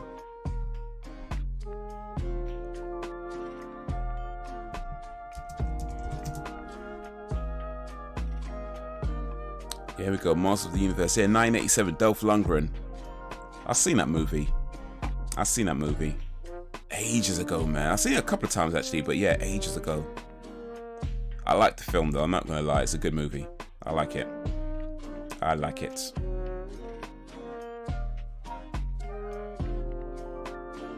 mean, it's cheesy as anything, but I like it.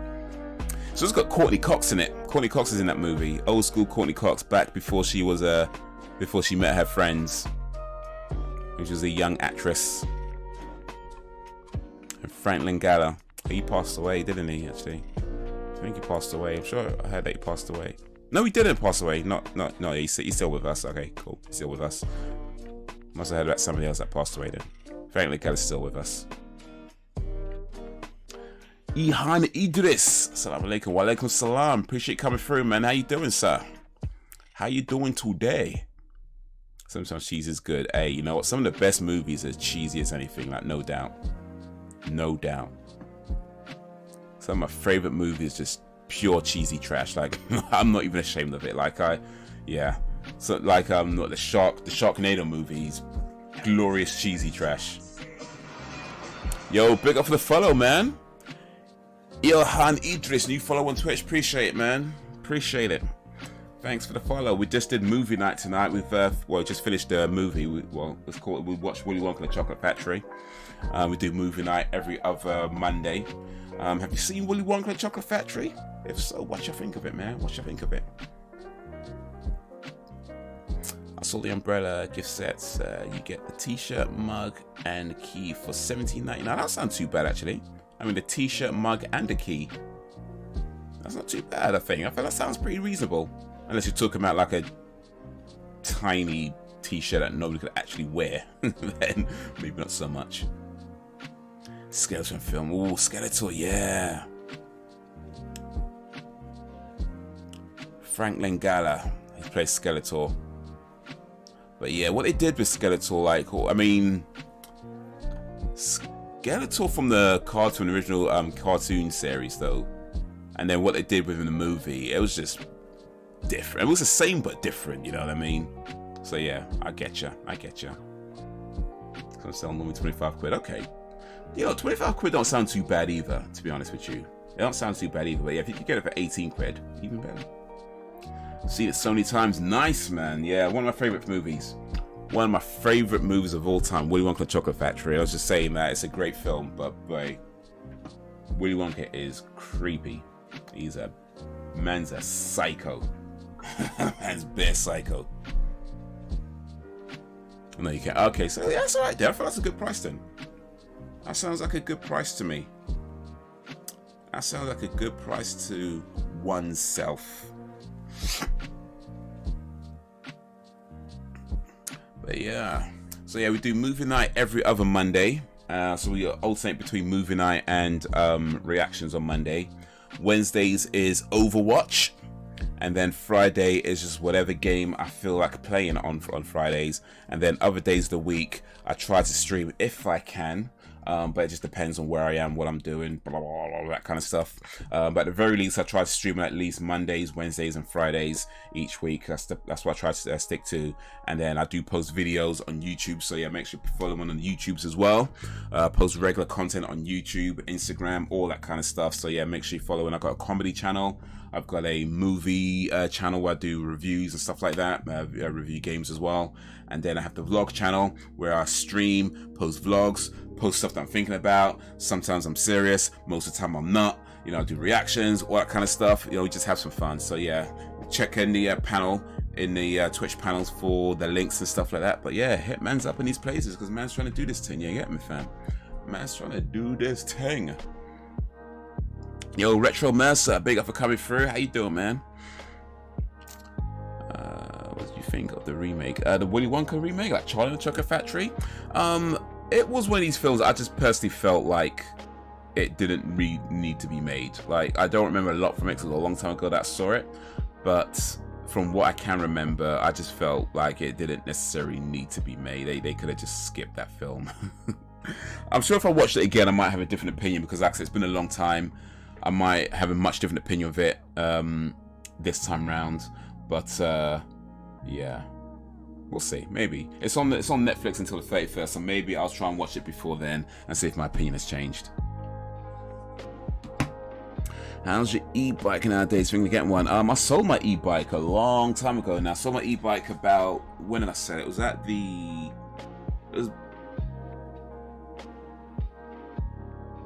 I think it was just when the pandemic started. Actually, I sold my e-bike.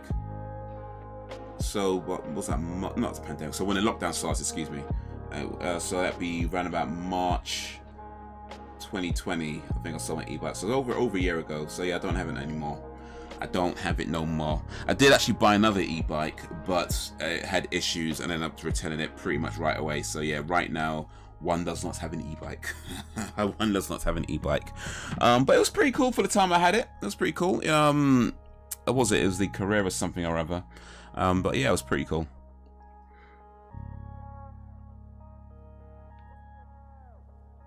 And we talk weird shit in streams. Yes. I think that's the USP of these streams. We just talk weird shit. Like whether watching a movie, playing a game, doing a reaction or whatever, we talk weird shit. Like that is that is the streams. No matter what's going on, no matter what is on, no matter what you see on the screen, whether it's a video game, whether it's a movie, whether it's a reaction, whether it's a vlog, we talk weird shit. That is pretty much the staple of the connecting theme between live streams. We talk weird shit, all kinds of weird shit.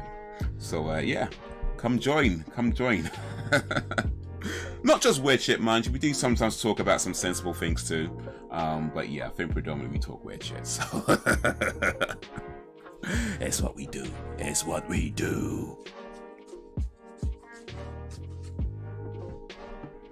But yeah, man, I did an e-bike. I had an e-bike. I was doing more of the Uber Eats when I had the e-bike, and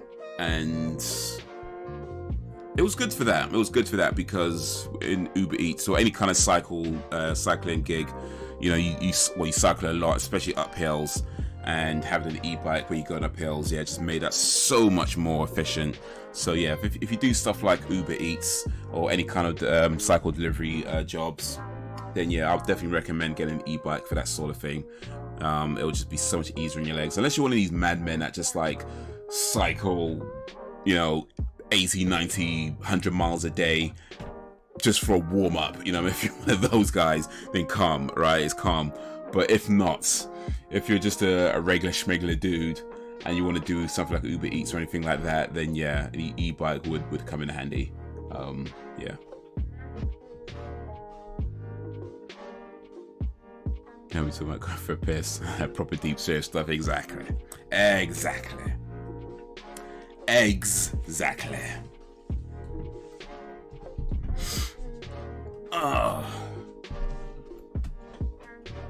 would say that speaking of urinating,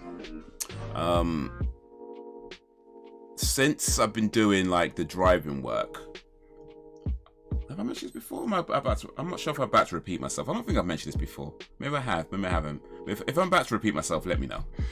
But since I've been doing the driving work, one thing I say that I feel like I'm somewhat of a, I don't want to say expert, that's probably a bit too far, but I'll say like I'm probably a bit more knowledgeable about bladder activities, because one of the things that happens is that you realize real quick that you don't really get to use the toilet as and when, you know what I mean? Like if you work in an office, for example, for the most part, you can pretty much just get up, go to the toilet whenever you need to. Maybe not exactly when you need to, because you might be doing something, but pretty much when you need to, or soon after you need to, you can just go to the toilet, right? If you work in an office or any kind of regular job.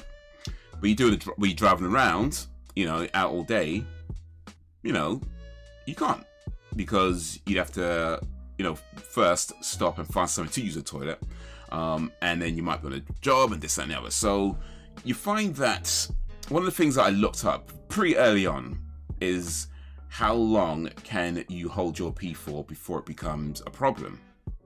I actually researched this, because what I didn't want to do is, you know, one thing, you don't want to be taking breaks too quickly, right? Because you're trying to earn money while you're out there. But then, of course, you don't want to be taking breaks too far apart, because you don't want to ruin your bladder. You know what I mean? You ain't trying to do that either. So I actually looked up how long can you hold your pee for before it becomes a problem. And to be fair, there was like a lot of different like opinions and stuff like that on there. I couldn't get a conclusive answer. But what I found out is that it's actually possible to hold your pee for around 10 hours, because it takes about 10 hours for, say, a healthy adult. So, you know, if you're in pretty good health, an adult, it would take around 10 hours for your bladder to become filled up. So it is possible to hold your pee for around 10 hours. That being said, yeah, not recommended that you actually do that. It's probably not a good idea that you do that. Certainly not on a regular basis. Certainly not on a regular basis. So there you go. There's information nobody asked for.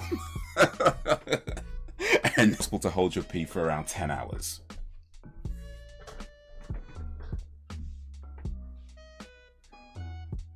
Dude, you could just have kids you let to hold your pee. I guess so. I've a rule though when it comes to like when I'm driving, when it comes to taking breaks, is approximately every 2 to 3 hours is when I take a break. Approximately every 2 to 3 hours. It doesn't always work out that way because of the nature of the job. You know, sometimes you're doing stuff and but approximately every 2 to 3 hours is when I take a break, because I ain't trying to ruin myself as much as possible. I ain't trying to ruin myself. I know my dad, he did cab work back in the day, and I mean, we never had a conversation of how long he was holding his pee for, but I know later on in life he did have like a urine infection. So if I had to guess, he probably did that thing like a lot of people did back in the day, where you just hold it for as long as possible. That's my guess. I don't know for sure. I don't know that for a fact, but that'd be my guess. And I ain't doing that. I ain't trying to go down that road. I mean, you never know what the future would hold when it comes to diseases or anything that can happen, of course. And sometimes you take all the precautions in the world and things still happen. But as much as possible, I'd like to try and avoid going through that, especially after seeing what my dad went through. And it's like, nah, that ain't nice, man. That ain't nice. So let me do what I can to not have that if possible. If possible.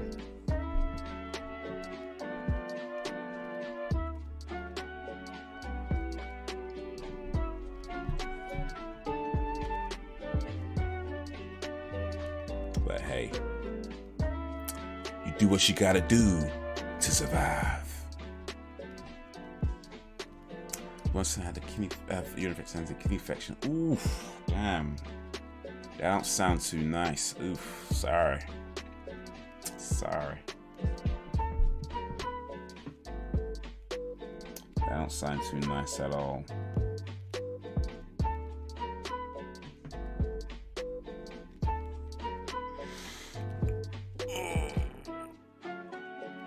Yeah.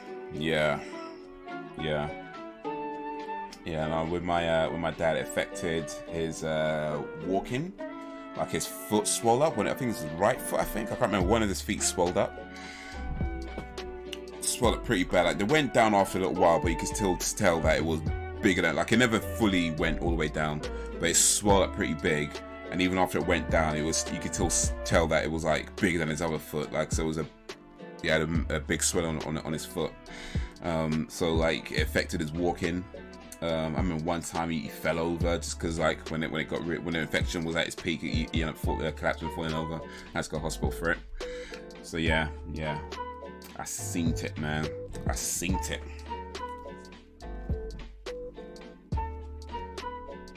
And they gave him, I guess these antibiotics in the end to sort of flush out the infection, which, I mean, it worked. I think he had a few different treatments actually, and the treatment gave him didn't work in the end. But I remember they gave him one set treatment. Then after a while, they had to give him another set treatment, you know, and he was on. I mean, he was pretty much on some kind of medicine for the rest of his life, like it, and not just because of the urine infection, by the way, but because he did have other ailments. But yeah, the urine infection certainly didn't help, right? But yeah, but they gave him one course of treatment, and I think after that they gave him another course of treatment and another course of treatment. But then he was always being treated for something. Like he was just in pretty bad health after towards the end. So yeah.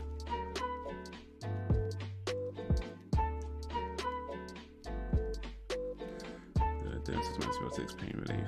I was quite unwell. Ooh. Did you go to hospital in the end, or is it still haven't been?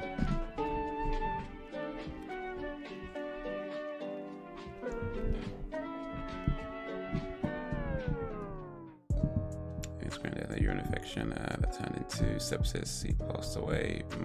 Sorry. But yeah.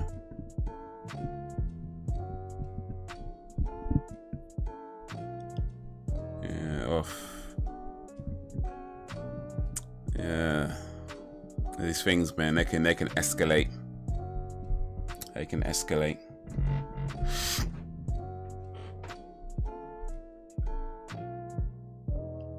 Okay, so you found antibiotics. Okay, Phil.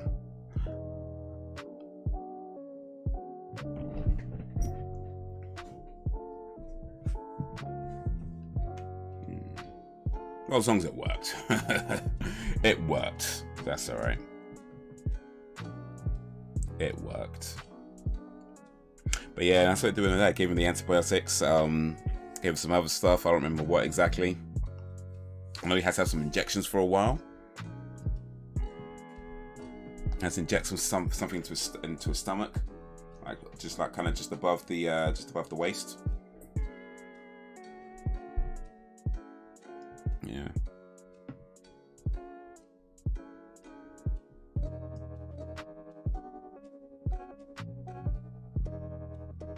But yeah, man, gotta take care of yourselves, man. Gots to take care of yourselves as best as you can, because especially when you're young, you don't really think about, you know, diseases and future, because, you know, you get something and you're fine the next day. You know what I mean? It's not a problem when you're young, but as you get older, you kind of realize that, yeah, things start catching up, man. So yeah, gotta take care of yourself, man. Gots to take care of yourself. Oh wow, that was bad. They wanted me to stay in hospital for a few days. I refused. Oh shit. Is there some about hospitals you don't like, or is it just a particular hospital? Or because I'll be honest with you, like I wouldn't say I don't trust hospitals. I don't think it's that deep. But I would say that when people tell me things about not fully trusting doctors, I understand because I've had an experience with doctors where it hasn't really gone so well. I think I've been fortunate in the fact that I haven't had to go to a hospital for a lot of things, but times where I've been to say like a local GP or, you know, that kind of thing, you know, when there's some advice that they've given, yeah, not always so good. So yeah, when people talk about not trusting hospitals, not trusting doctors, it's like, yeah, I get it.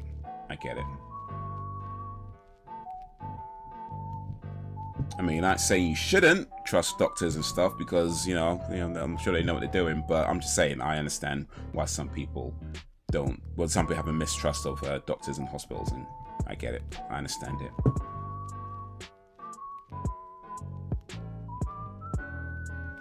Okay, I see.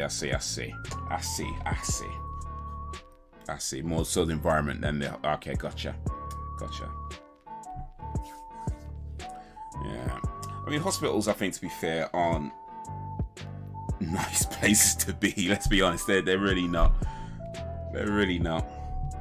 I mean, maybe it depends on the hospital. Maybe if you go to one of these fancy private hospitals, it's a bit better. But the regular poor people hospitals, they're not really nice places to be. So yeah, if you could avoid it, if you don't really have to be there, I get it. I get it.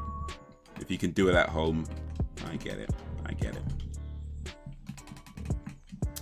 It's great to see you all. It's been great to stream as always. See you all soon, guys. Yo, appreciate coming through, Al. In fact, I'm probably gonna be ending the stream soon at least anyway, because it has been a long time. We've been streaming for a long ass time. How long have we been streaming for actually? We've been streaming for over 3 hours now. So, oh, more than 3 hours and 20 minutes. So yeah, I've been streaming for a long time. So yeah, I'm gonna end the stream soonish. I stayed one night because I bleed out. That was it. I was going home regardless. Ooh. What's with the PayPal compliance? PayPal compliance? I don't know. What is with the PayPal compliance? I don't know. I don't know. I don't know. I don't know. I don't know.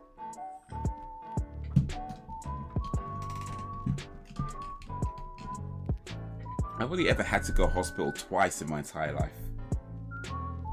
Well, for myself, I mean, I've only had to go to hospital twice in my entire life. I've been to like GPs and stuff for plenty of times, but in terms of me having to go to hospital, yeah, only twice. Once when I was a kid, where my arm was caught in this gate, and my friend thought it'd be funny to push on the gate while my arm was caught in it. Luckily enough, nothing broke, so it was okay, but it did hurt for a while. And the second time was when I was on my way to work, and I guess the wind just blew something in my eye, and I felt like I could have just like left it, but the workplace was like, no, we're going to take you to the hospital. I guess they were just afraid of getting sued or something, so they took me to the hospital, and they I don't know, gave me some thing to wash out my eye. I had to put this thing in my eye every now and then, and it was okay. It wasn't too serious. But yeah, I guess I've been fortunate. I haven't really had to go to hospital for anything like that, or never had to spend the night in a hospital. And so far, who knows what the future would hold.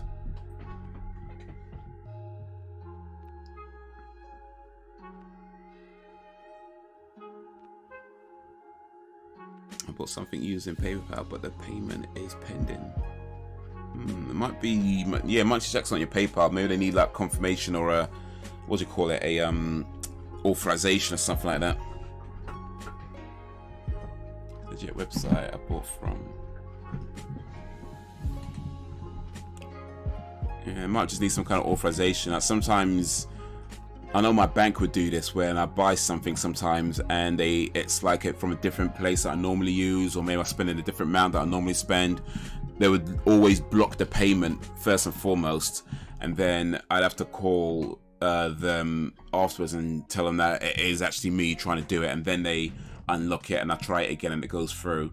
So it might be just like a safety measure. Like maybe they either don't recognize the site, or they just don't recognize that as something that you normally buy from, and as such, is maybe possibly just waiting for you to authorize that it is actually you trying to use the spend the money, and not somebody that hasn't hacked in your account. But yeah, possibly just a safety feature.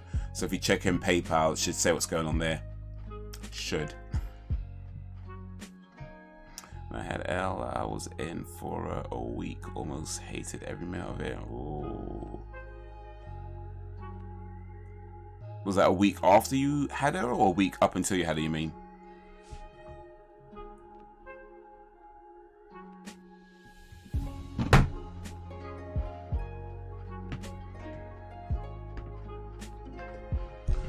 Outer Banks.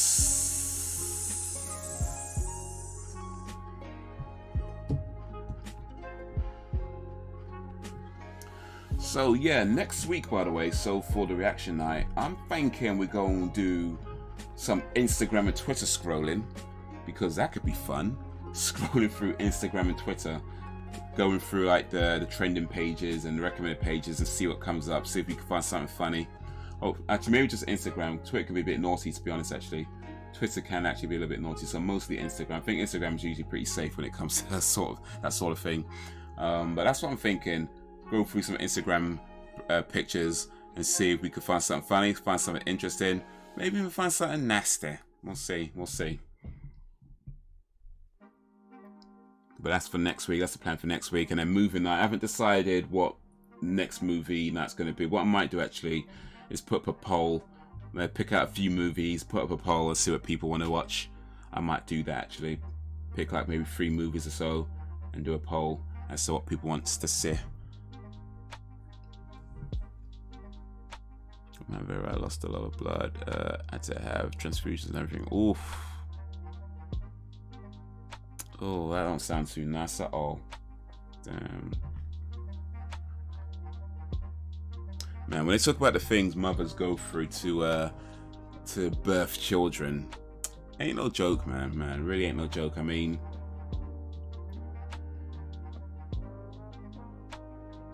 people like make fun of it or make jokes about it, and of course there's humor and everything. I get that, but man, I feel like what women go through to give birth to kids sometimes, only sometimes, all the time. Like even when it goes well, there's still a lot of pain involved, right? So it's like, man, ain't never easy. Ain't never easy. Yeah. But with that, I think that is time to start saying goodbye. It is 15 minutes past 11 p.m. in the evening. We did movie night today, watched Willy Wonka Chocolate Factory, film that I've seen multiple times. But yeah, always a good film to watch. I was 17 at the time. It was frightening. Oh, yeah. Yeah. So Elle was your second child? Or first?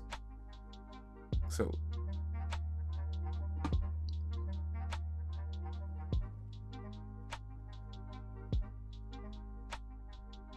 Putting my issues with hospitals now. Yeah, I see that. First, okay, first. Cool. First. Ugh. Yeah, I get that. Certain experiences just, well, lots of experiences just stick with you, and yeah. Elle, Sophie, Holly. Okay, all girls, no boys. All estrogen in the house.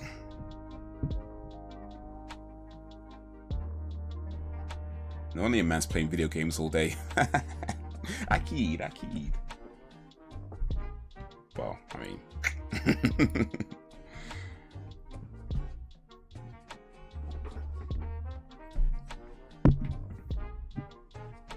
We rule. Who run the world, girls? Girls, who run the world, girls? Who run this? Who run this? Who run this? Who run this? All right. Well, I'm about to go run myself to bed. And I hope you guys have a day, have the rest of the day that rules. Or depending on what time zone you're in, you might still have quite a bit of your day left. Or if not, I hope your next day rules. But whatever you do's, I hope you enjoy it and it is beneficial to you. But guys, you've been awesome as always. To all the talkers and the stalkers, to the stayers and the strayers, I appreciate you and all that you do. Thank you for keeping me company. Thank you for keeping it lively. This village is strong. And that's all y'all doing. But yeah, it is time for me to depart. Appreciate all the people. We've got a few new followers today over on Twitch, and I think a couple on YouTube as well, actually. I think we did. But yeah, we've got a few new members of the village, so big up to you guys. But whether you're old or new, I appreciate you. I'm going to bed. My eyes feel like piss holes in the snow. That's an interesting imagery. Piss holes in this. Oh, wait. I gotcha. I think I got what you mean now. I got what you mean. It takes me a while sometimes. I'm tired, clearly, but I gotcha. All right, guys. Till whenever, if ever, peace.